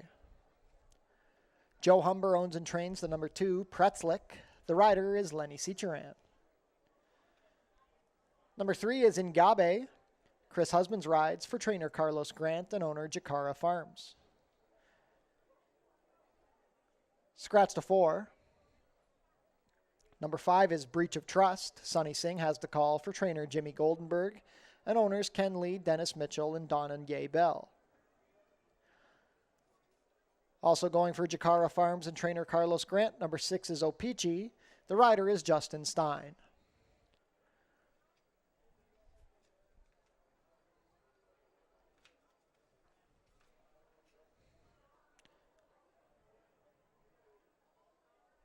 And away from parade, number 7 is Win the Draw. Pierre Mailhot rides for owner-trainer Richard Davis. 2 minutes to post for race 4, kickoff leg for the $10,000 guaranteed late pick 4.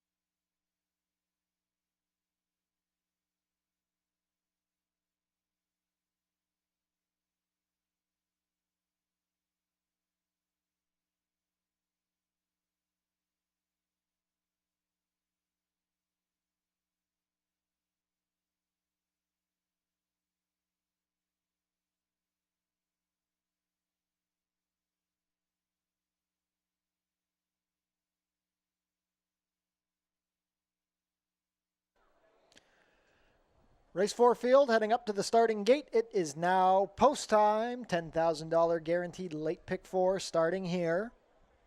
3-2 choices. The 6 Opeachy looking to give Justin Stein, Carlos Grant, and Jakara Farms a natural double. 2-1 second choice is the 5 Breach of Trust. Number 3 Ngabe, the stablemate to Opeachy, is 3-1.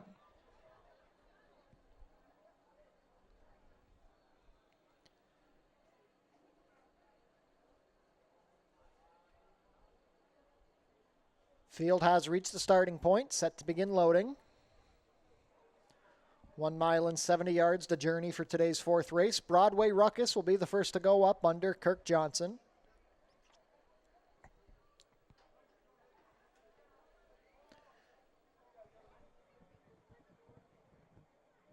Pretzlick and Lenny Seacheran. Ngabe, Chris Husbands in the Yellow Silks. Breach of Trust with Sunny Singh. Opeachy, Justin Stein in the blue. Last to go up will be Win the Draw with Pierre Mailhot. Still waiting on Opeachy.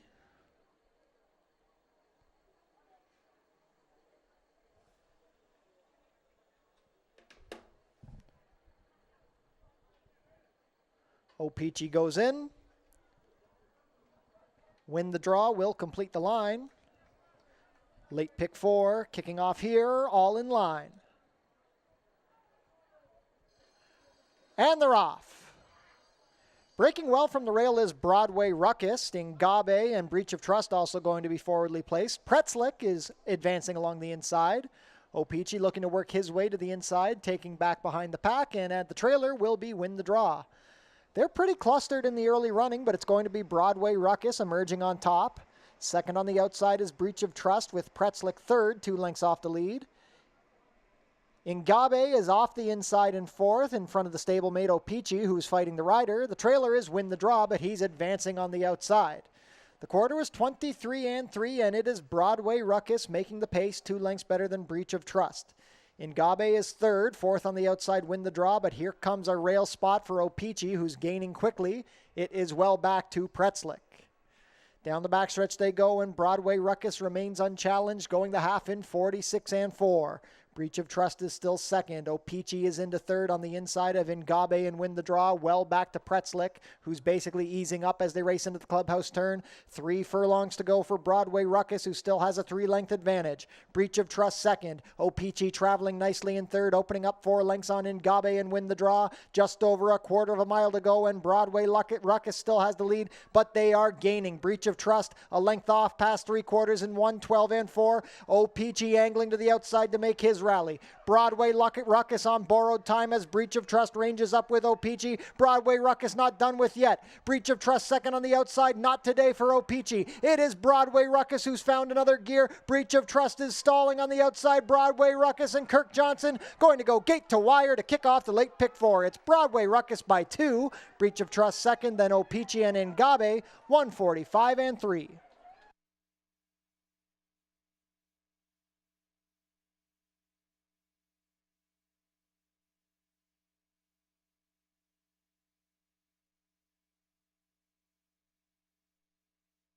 Unofficial in race 4, the winner is number 1, Broadway Ruckus. Second is the 5, Breach of Trust. Third, number 6, Opeachy. And 4th, number 3, Ngabe. Unofficial race 4 order is 1-5-6-3.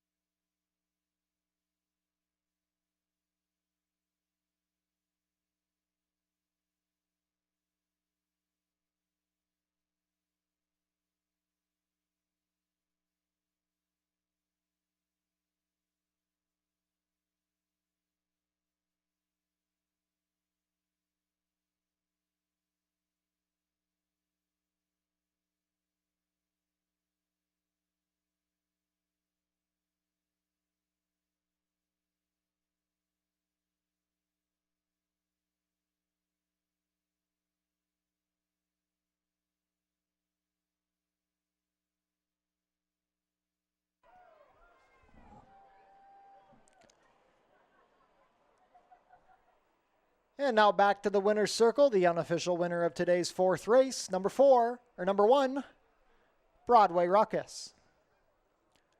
Broadway Ruckus is a 4-year-old dark bay or brown gelding by Violence out of Broadway Gal, bred in Florida by Ocala Stud. Going gate to wire under Kirk Johnson, Broadway Ruckus is trained by Paul Mandolfino for owner Lincoln Rodhay. Breaking the maiden in attempt to number 26, Broadway Ruckus completed the 1 mile and 70 yards in a time of 1:45 and 3.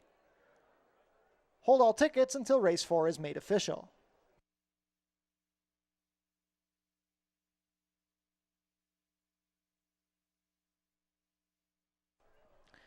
Broadway Ruckus returns 2640, 1030 and 410. Number 5, Breach of Trust, 410 and 240. And the 6 Opeachy, 230. $2 exacta, 15, 92.10. The $1 try, 156, 94.35.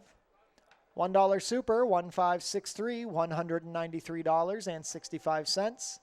$2 double, 21, 72.90. The $1 pick 3, $228.70.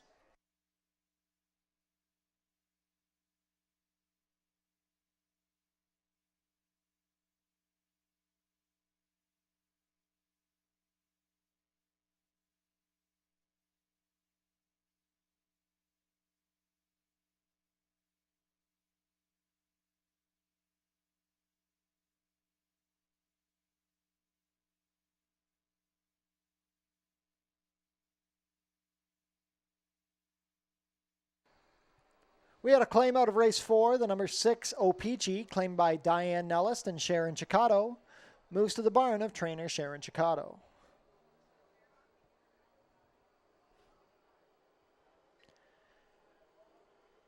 And on October 9th, be sure to come out for an early Halloween celebration here at Fort Erie, the Track-O-Lantern Day. Kids in costumes can trick or treat around the track. It's starting at 1 p.m. That's on October 9th.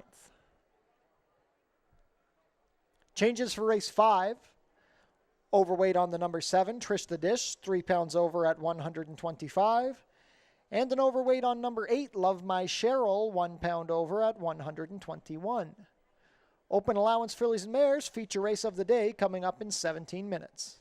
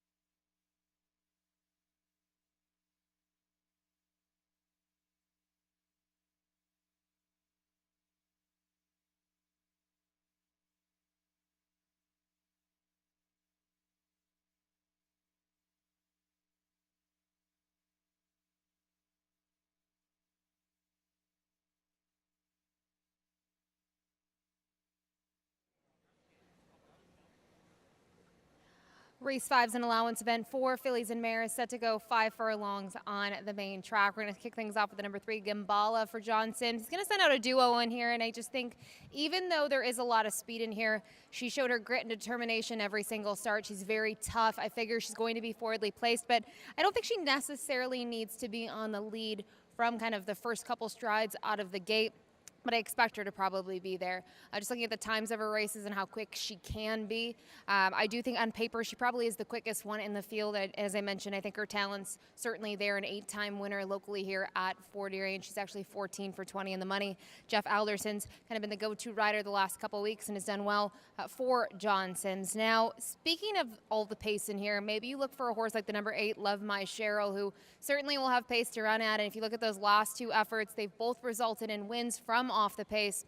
And last time out, a career best buyer speed figure, a really nice jump from a 58 to a 68. And that was going 5.5. There is that little bit of cutback in distance, but the pace should be hot here. So I would look for this one to be flying late, and knowing that this horse draws to the outside, hopefully her jockey can get a good position where he's able to kind of tuck in early on and save some ground and make that late rally, because what we've seen so far, those last 2 trips have been very nice. And then from here, I was torn between the number 2 as well as the number 5, and JMR Gemma is the stablemate to Gambala, and while she is jumping up significantly in class, she's really looked good in her last 2. I know her numbers are a bit of a cut below the rest, but Amanda van der Meer has ridden this one very well. You can see her best performances have been with Amanda in the irons, and I loved the performance last time out. This one beat some nice horses such as Jara, Hasn't Hit Me Yet, who raced a really big second here yesterday, and I just am curious to see what she can do against this level of competition. She's at least earned a try at it. We'll see if she kind of hang with these bigger fillies and mares that are well seasoned, but I really like what we've seen so far, so I do use her underneath here, but went to her stablemate, the number 3, Gambala, as my top pick. Don't forget, this is race number 5. This is your last pick 3 opportunity on the day. Good luck.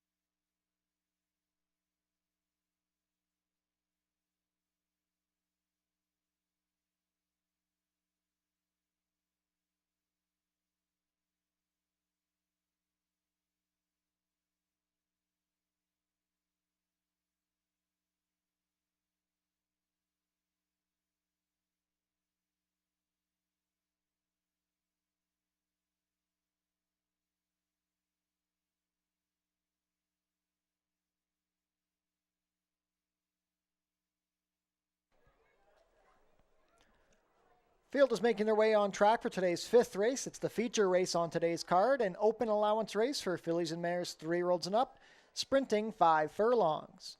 Race 5 offers win place show, exactor, 20-cent try, double, 20-cent super, and the final 20-cent pick 3 on today's card.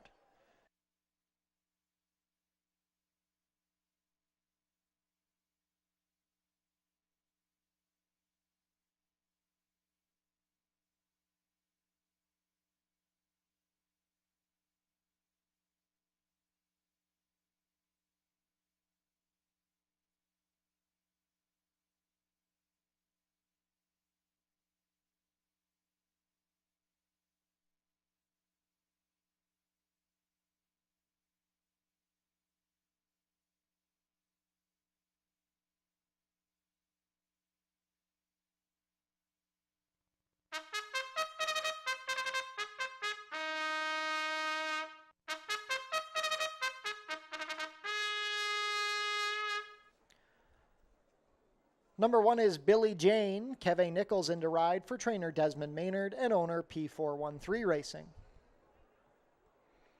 Number 2 is Sheba Town. Jason Hoyt has the call for trainer Sylvain Pion and owner Beat the Feet Racing Stable.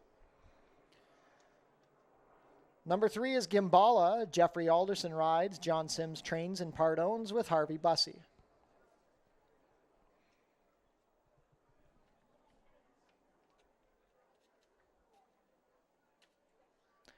We'll come back to the 4. Number 5 is JMR Gemma. Amanda Vandermeersch in the saddle. John Sims trains and part owns with Denise Carpenter. Dale Powell owns and trains the number 6, Forest B. The rider is Sofia Vives.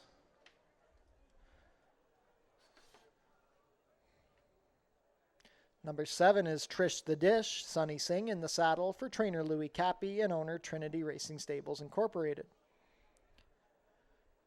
Number 8, Love My Cheryl. Brian Shane pilots for trainer Julie Mathis and owner David Mathis.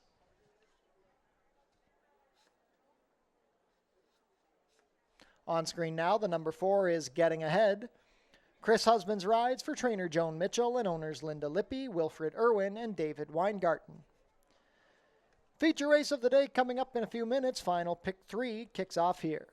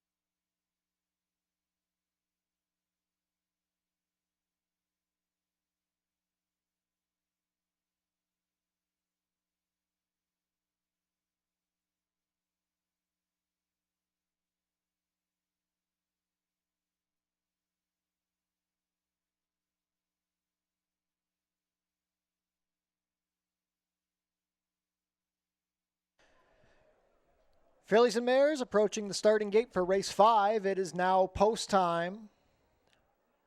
Pretty wide open betting board. The current favorite at 2-1 is the number 8, Love My Cheryl. Looking for her third consecutive win. Second choice at 3-1 is the number 3, Gimbala. 7-2 on number 6, Forest B. And 9-2 on number 4, Getting Ahead. Wide open mare sprinters. Set to begin loading. First up will be Billie Jane and Kevin Nichols off the claim from Woodbine. Sheba Town, a last out winner under Jason Hoyt. Gimbala with Jeffrey Alderson. Getting Ahead and Chris Husbands. JMR Gemma with Amanda Vandermeersch. Forest B with Sofia Vivez. Long Shot Trista Dish with Sunny Singh to gate 7. Last up will be Love My Cheryl and Brian Chain. All in line.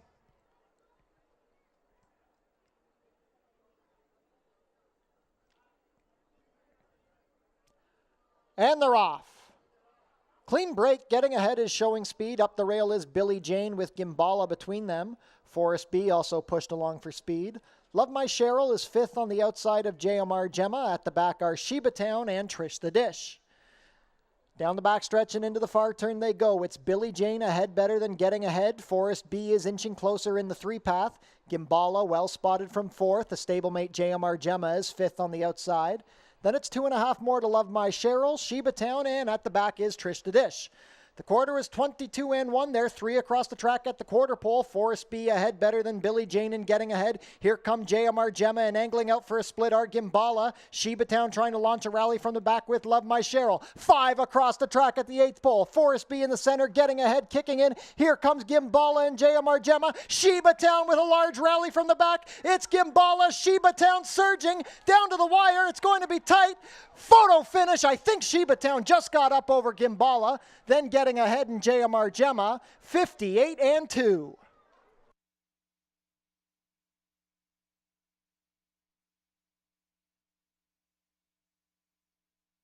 Photo finish in the feature.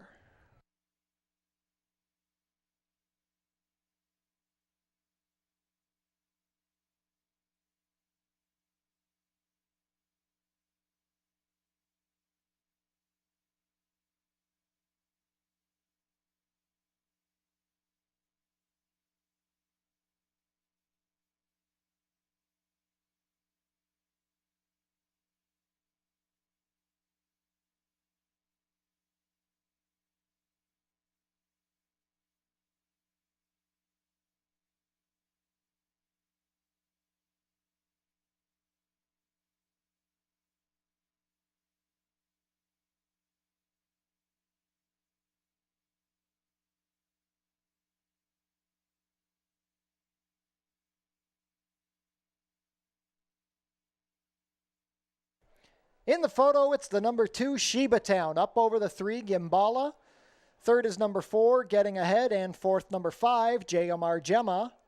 Unofficial race 5 order, 2, 3, 4, 5.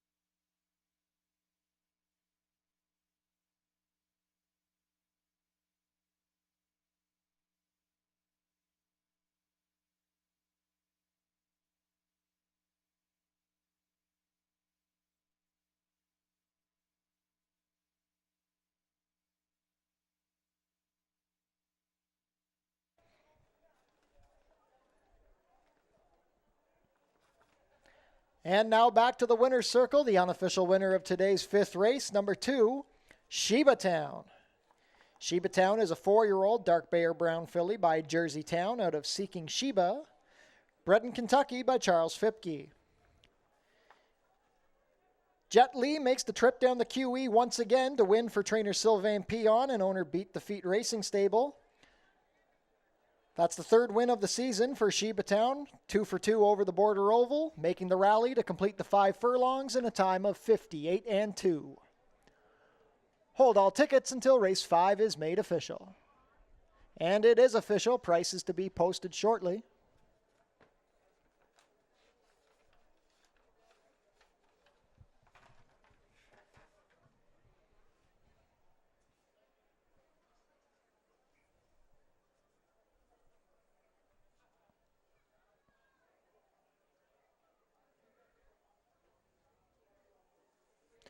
Sheba Town returns $12 even, $5.70 and $3.90.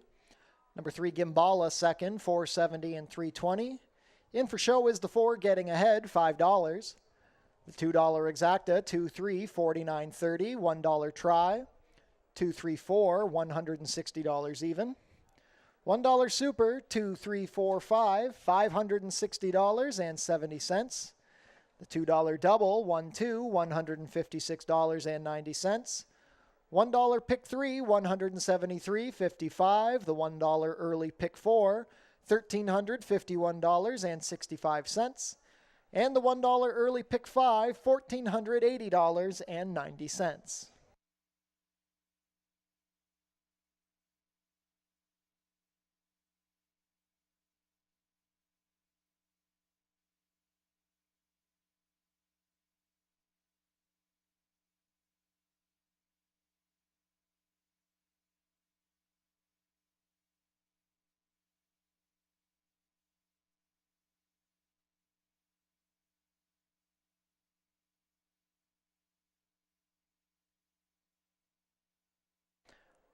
On screen now is the win photo for race 5.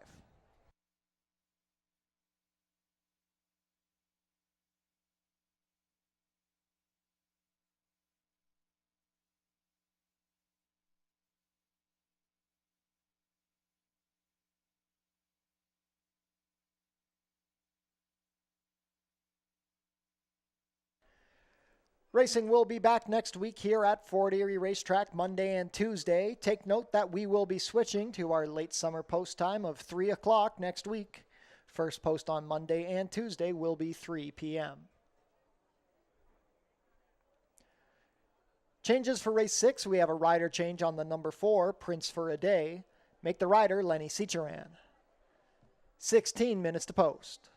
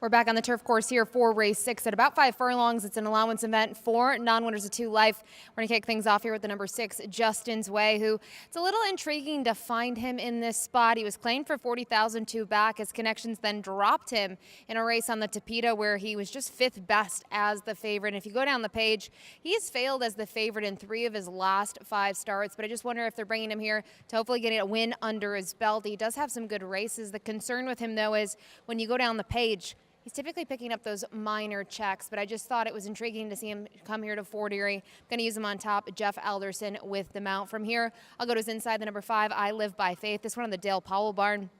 Was a winner last time out, and I know it was on the dirt sprinting, but I thought this horse got a really good trip from Sophia Vivas, and just looking at how this horse flashed some early foot, that could be dangerous here on the turf course. You look at some others in here, and a couple of them have showed speed, but they haven't shown stamina to go along with that. So I wonder what will happen with this one.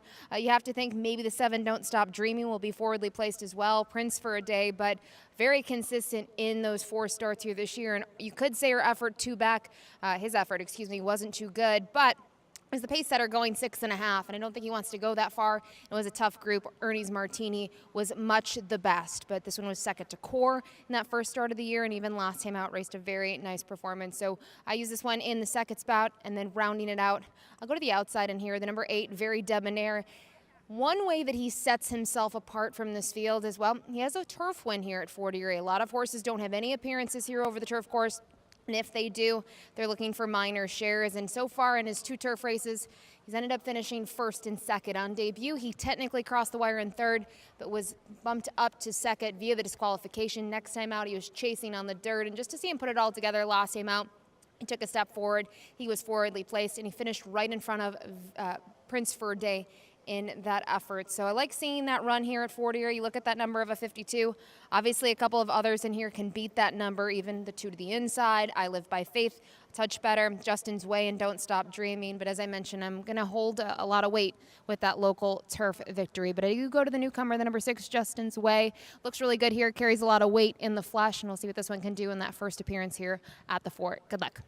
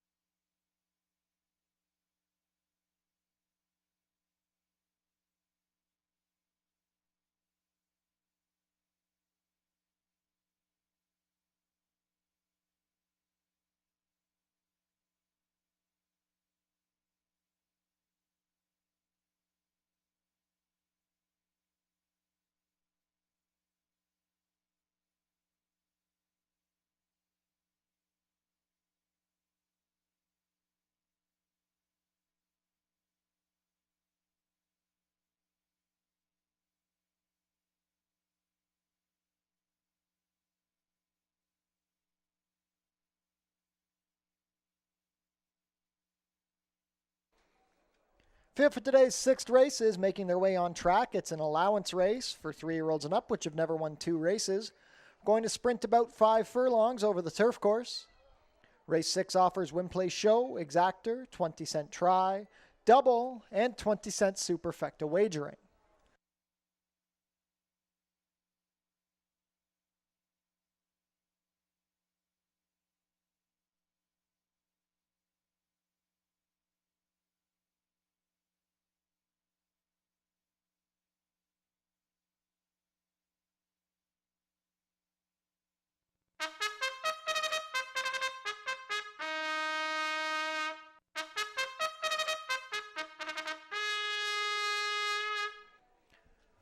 Race 6 Post Parade, number 1 is Bodie, Pierre Mailhot rides for trainer Jeff Voice, who owns in partnership with Herb McGurr Jr. Number 2 is MC Jackhammer, Chris Husbands in the saddle for trainer Joe Humber and owner Church Street Stables. Number 3 is Voyant, Mark Lee Buchanan has the call for trainer Anthony Alderson and owner Rough Around the Edges LLC. Robert Elkins, owner of the 4, Prince for a Day, Lenny Seacheran picks up the mount for trainer Joe Humber. Number 5 is I Live by Faith, Sophia Vivez rides for trainer Dale Powell and owner Donald Hall. Number 6 is Justin's Way, Jeffrey Alderson pilots for trainer Mark Fournier, who part owns with Scott Leith and Dane Zaniol. Mickey Demers, owner of the 7, Don't Stop Dreamin', Justin Stein will ride for trainer Sharon Chicato.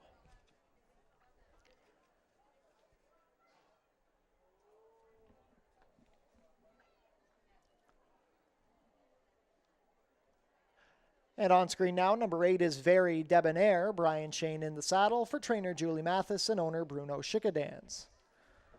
1 minute to post for the 6th, start of the late double. We are on the turf course.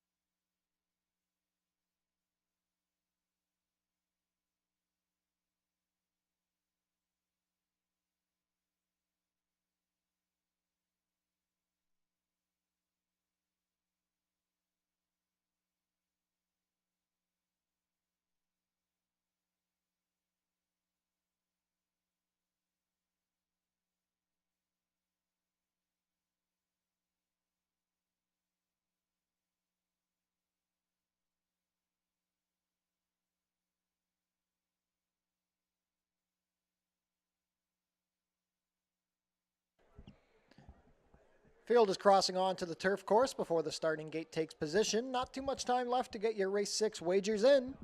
Late double wagering offered here.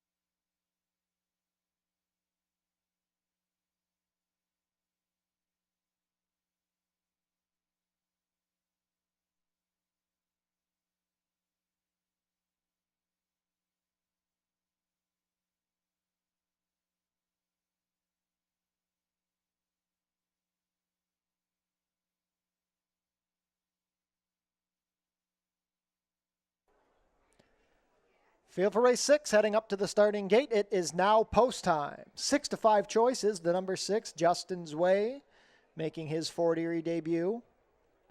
2 to 1 second choice is number 7, Don't Stop Dreamin', a 15-length winner when last racing on July 24th. Field of 8 on the turf to kick off the late double.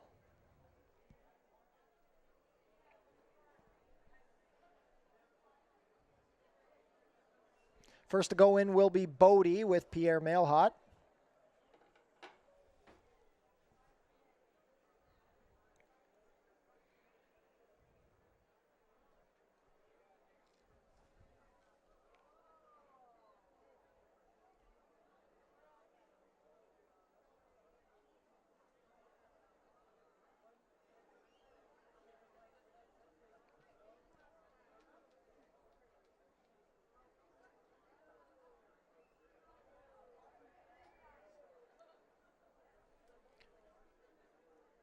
Bodie reluctant to go up.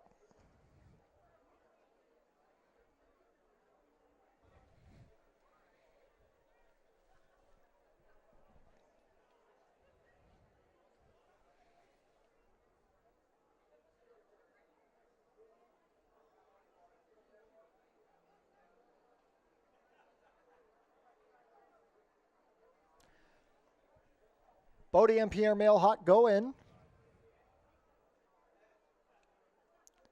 Next up will be MC Jackhammer and Chris Husbands, trying the turf for the first time. Voyant and Mark Lee Buchanan. The gray, Prince for a Day, Lenny Ciceran picking up the mount. Last out winner, I Live by Faith with Sofia Vivez.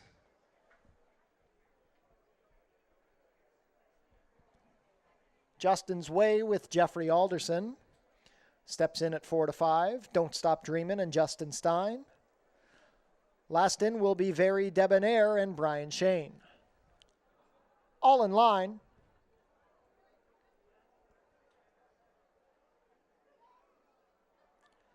And they're off. Good line. MC Jackhammer broke on top. Justin's Way is at the back. From the outside, Very Debonair is showing speed with Prince for a Day between horses.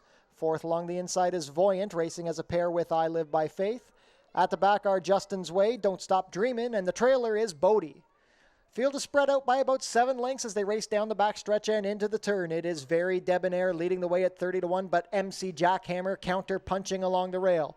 Prince for a Day is third on the outside, past the quarter in 22 and 4. Voyant sneaking up the rail. I Live by Faith is fifth, steadying there. On the inside, Justin's Way. Then we have Don't Stop Dreamin', and Bodie continues to trail. They turn for home, and still on top it is Very Debonair being hounded by MC Jackhammer. Here comes Voyant angling down the outside. Finding a seam is Justin's Way. Justin's Way making a run at Very Debonair. Very Debonair still leading. Justin's Way rallying up the fence. Justin's Way, Very Debonair still looking to pull off a shocker. Coming down to the wire, Justin's Way. Justin's Way gets up over Very Debonair. Voyant was second, then was third, then I Live by Faith, 59 flat.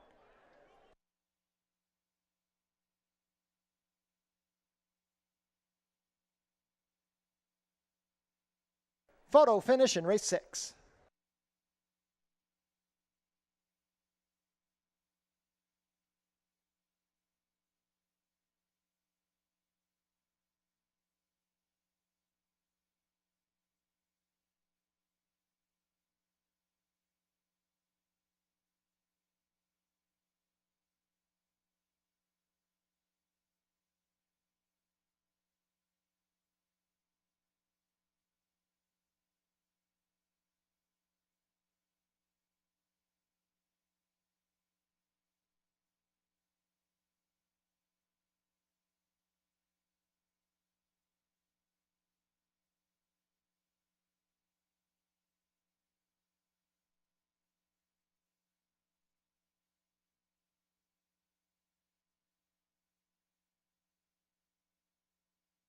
In the photo, it's the number 6, Justin's Way, getting up over the 8, Very Debonair. Third, number 3, Voyant, and fourth, number 5, I Live by Faith. Unofficial race 6 order, 6-8-3-5.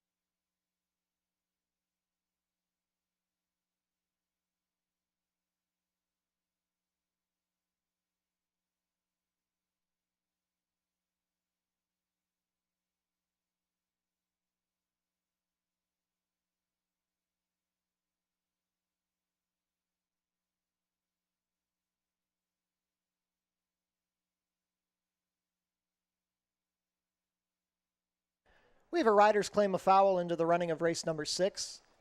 The rider of the number 2, MC Jackhammer, claiming foul against the rider of number 8, Very Debonair, alleging interference at the 3/8 pole. Once again, that is a rider's claim of foul into the running of race 6, 2 against the 8, involving racing action at the 3/8 pole. Hold all tickets until the inquiry has concluded.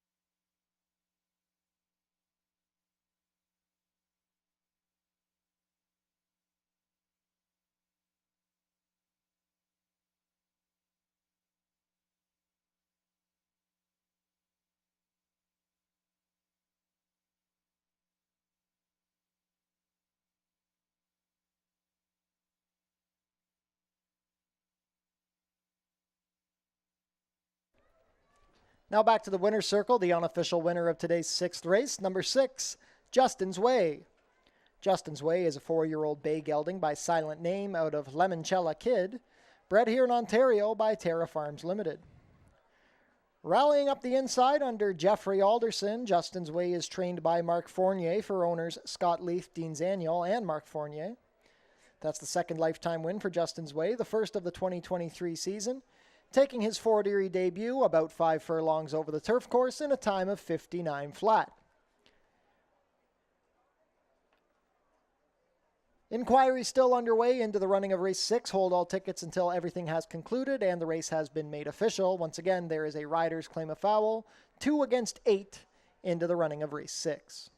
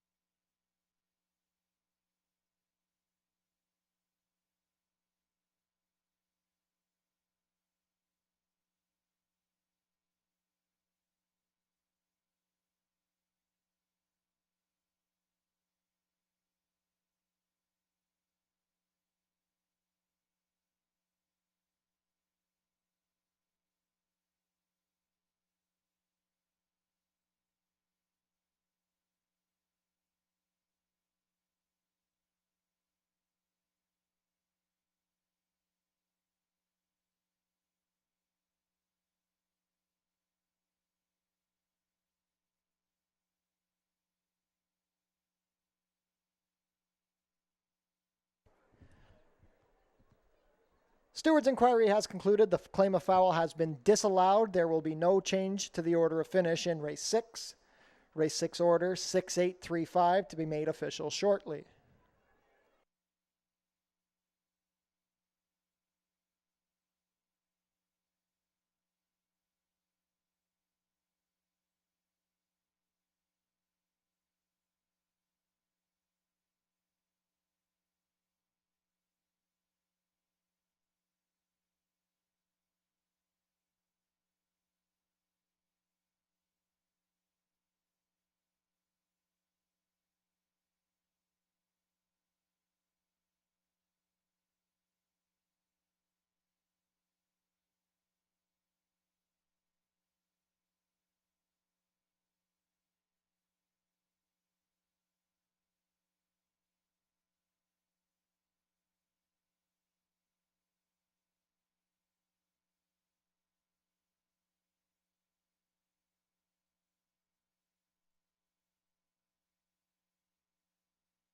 It's official. Justin's Way returns 350, 270, and 240.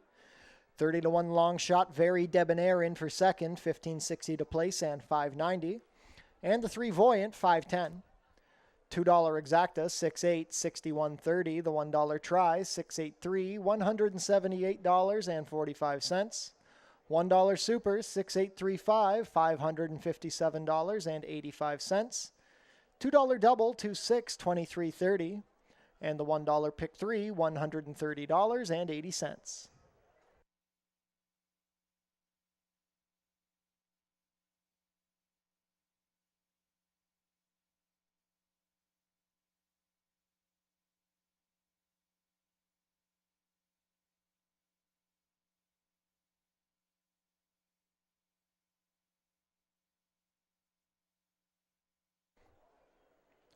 On screen now, the win photo for today's 6th race.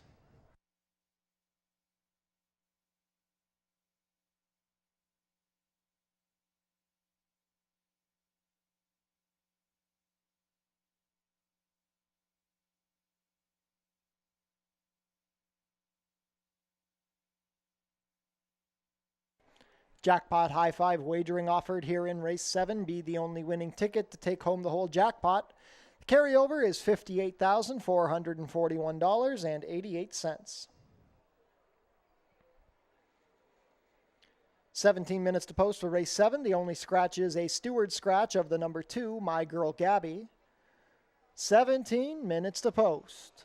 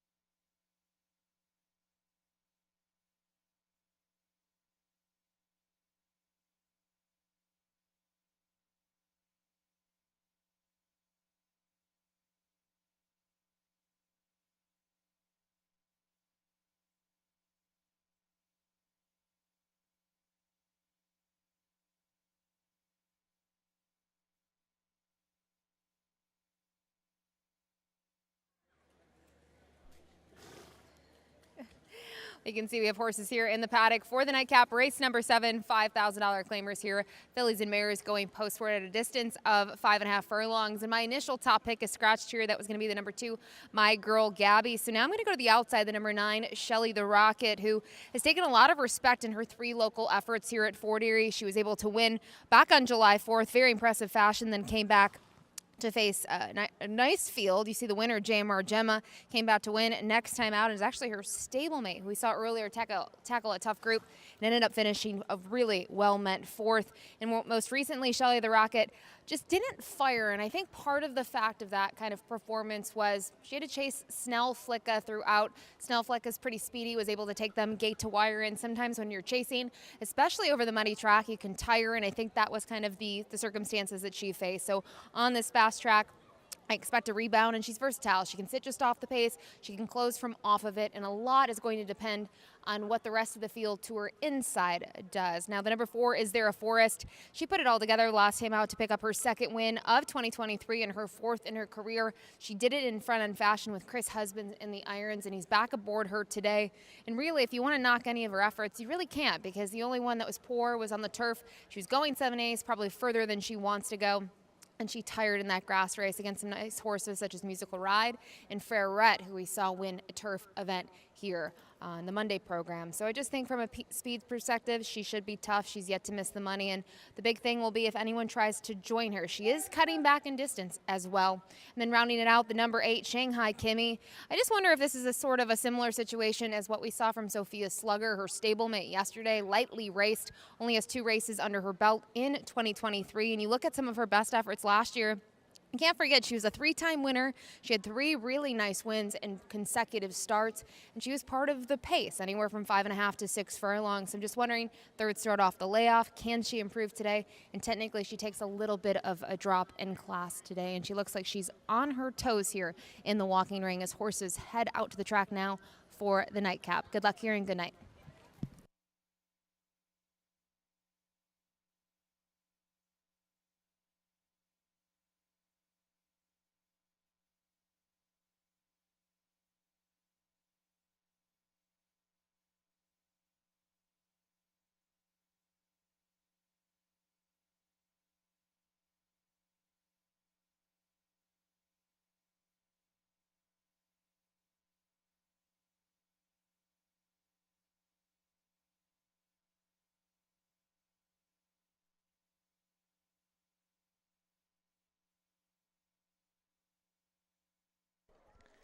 Field is making their way on track for today's 7th and final race. It's a claiming race for fillies and mares 3-year-olds and up, which have not won a race in 2023, or which have never won 4 races. We are traveling 5.5 furlongs for a claiming price of $5,000 down to $4,750. Race 7 offers win, play, show, exactor, 20-cent try, 20-cent super, and 20-cent jackpot high 5 wagering. The carryover is in excess of $58,000.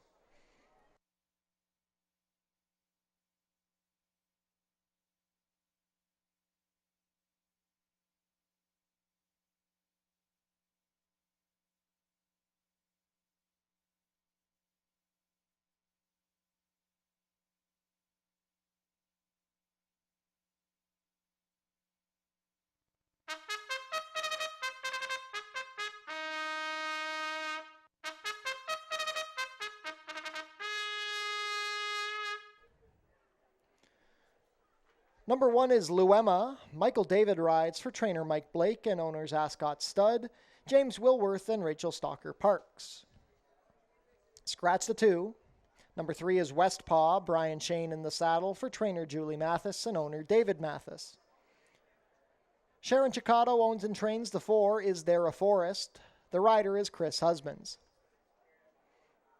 Number 5 is Cozy Cat. Amanda Vandermeersch rides for trainer Daryl Ezra and owner Larry Hutchison. Number 6 is Sub-Zero Plus. Sophia Vives rides for owner-trainer Dale Powell.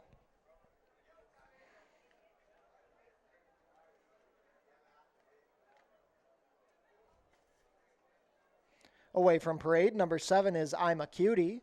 Juan Crawford has the call for trainer Julie Mathis and owner Mary Self. Number 8 is Shanghai Kimmy. Kirk Johnson pilots for trainer Josh Robillard and owner Radcliffe Racing Stable. And last to parade, number 9 is Shelley the Rocket. Jeffrey Alderson in the saddle. John Sims trains and part owns with Harvey Bussey. 3 minutes to post for race 7, Jackpot High Five wagering offered here. And if you're on track with us, be sure to stick around after the last. We have our free concert featuring West Wind coming up at the Tiki Bar.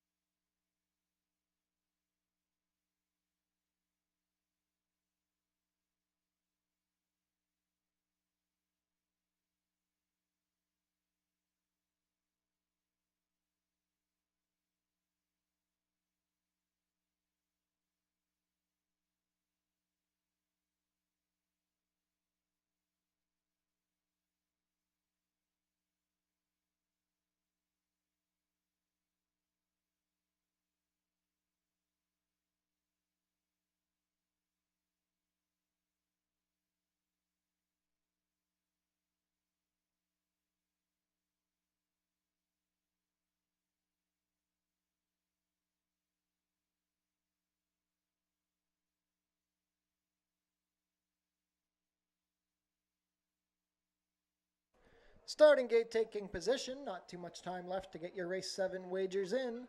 Jackpot High Five carryover is over $58,000 here in the nightcap.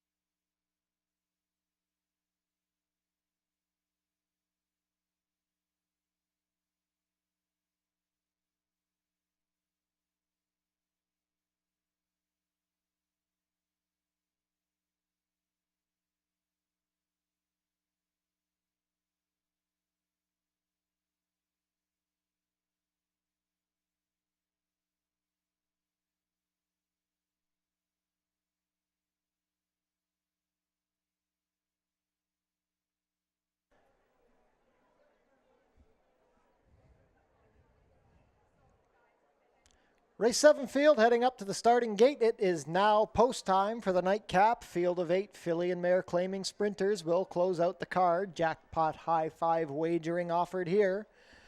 2-1 choices. The 4 is There a Forest. A last out winner. Co-favored at 2-1 is the 9, Shelley the Rocket. Now up to 5-2. 9-2 on the 7. I'm a Cutie. Already loaded is Luema with Michael David. Next up will be Westpaw and Brian Chain. Is There a Forest with Chris Husbands.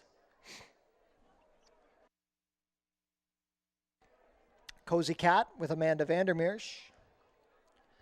Sub-Zero Plus and Sofia Vivez.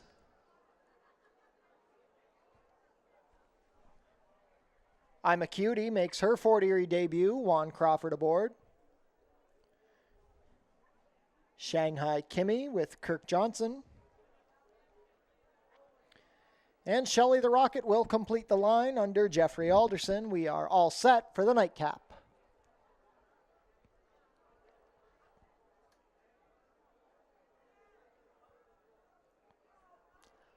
And they're off. Westpaw missed the start. Showing speed from the outside is Shanghai Kimmy. Is There a Forest, also forwardly placed with Luema along the rail. Dropping back through the field is Sub-Zero Plus. Gaining on the outside is Shelley the Rocket with I'm a Cutie. At the back are Cozy Cat and Westpaw.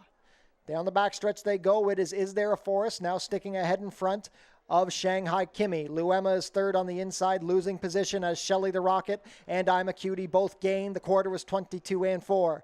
Then we have Sub-Zero Plus looking to re-rally. At the back are Cozy Cat and Westpaw. Is There a Forest a neck better than Shanghai Kimmy, but Shelley the Rocket is gaining stoutly in the three-path. I'm a Cutie fourth, 2 lengths off the leader, and Sub-Zero Plus is also gaining. They swing for home, 5 across the track. It is There a Forest looking to make all the running. Shelley the Rocket is right there, and up the fence, Luema tries to re-rally. Is There a Forest has a short lead over Shelley the Rocket. Sub-Zero Plus storming down the outside. Shelley the Rocket ahead better than Is There a Forest. Shelley the Rocket, Is There a Forest. Luema flying up the inside. Shelley the Rocket has the edge. It's Shelley the Rocket and Jeffrey Alderson. Is There a Forest second, then Luema and Sub-Zero Plus, 105-3.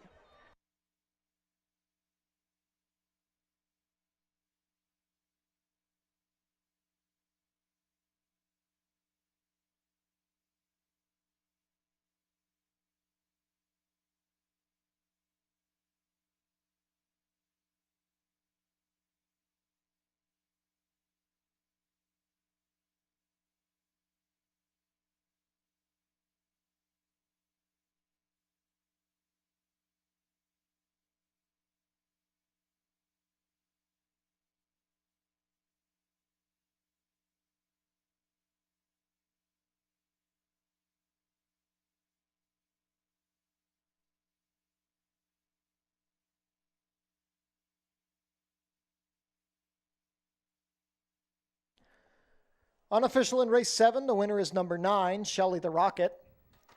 Second is the 4, Is There a Forest. Third, number 1, Luema. And fourth, number 6, Sub-Zero Plus. Unofficial race 7 order, 9-4-1-6.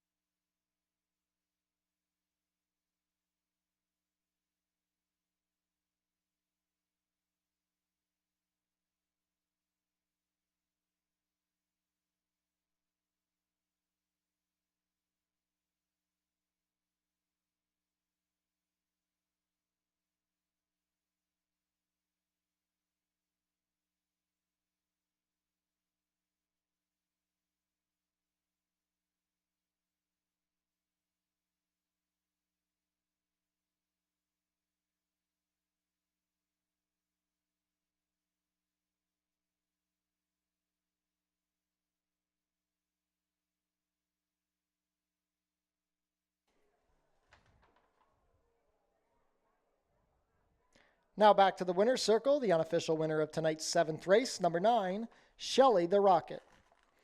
Shelley the Rocket is a 4-year-old bay filly by Palace out of Old Valyria, bred in Florida by Rice Horse Stable. Jeffrey Alderson sweeps the late double with that winning ride, trained by John Sims, who owns in partnership with Harvey Bussey.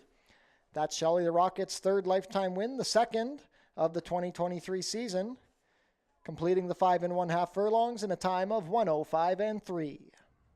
Hold all tickets until race 7 is made official.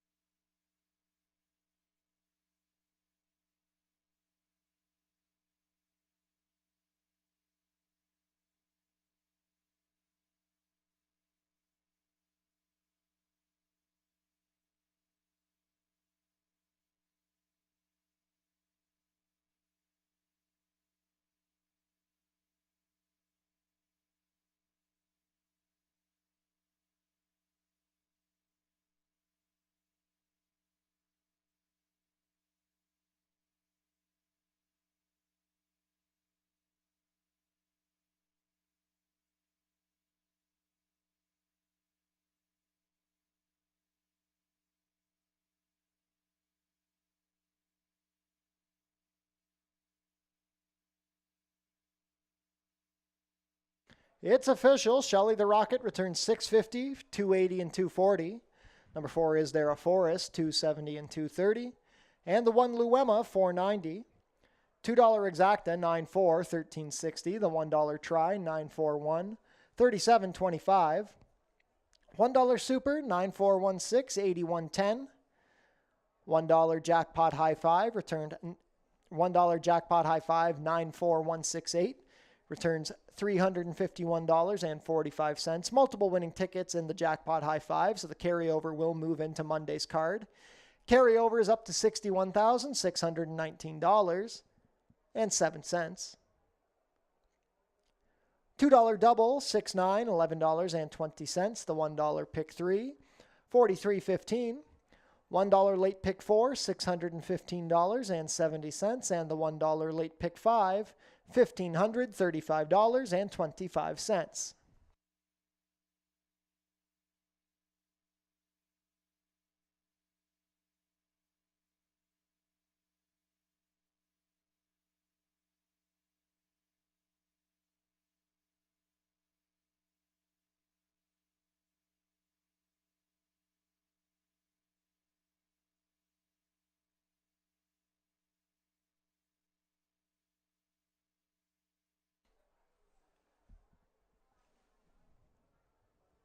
We had a claim out of race 7. The number 3, West Paw, claimed by owner Robert Schultz, moves to the barn of trainer Billy Theranos. Jackpot High 5 carryover is building. Monday's card will have a carryover of $61,619.01. Visit our website, FortErieRacing.com, for information about everything going on at the track. You can find live streaming of the races and all of our race replays. Tune into the pre-race show to get info about the track conditions, scratches and changes, handicapping selections, and info about upcoming races and events. Racing is back next week at Fort Erie, Monday and Tuesday. Take note that we will be changing to our late summer post time. First races will begin at 3 p.m. Be sure to stick around. Our free concert by Westwind will be starting at the Tiki Bar stage shortly.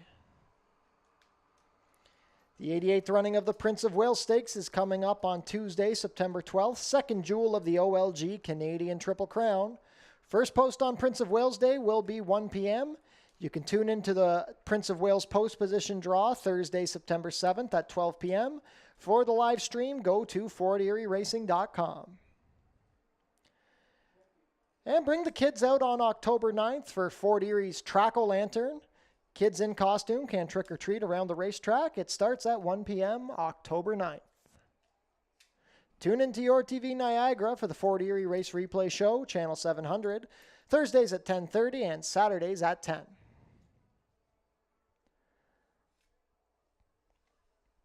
And if you're in the mood for some simulcast action, our friends in Winnipeg at Assiniboia Downs will be kicking off their card at 8:30. Assiniboia Downs racing on Mondays, Tuesdays, and Wednesdays. That concludes the racing week at Fort Erie Racetrack. I want to thank everybody for the continued support. Another solid racing week here in the fort. If you're on track, be sure to stick around and enjoy the free concert by Westwind. We will see you back on Monday. Have a terrific Tuesday night.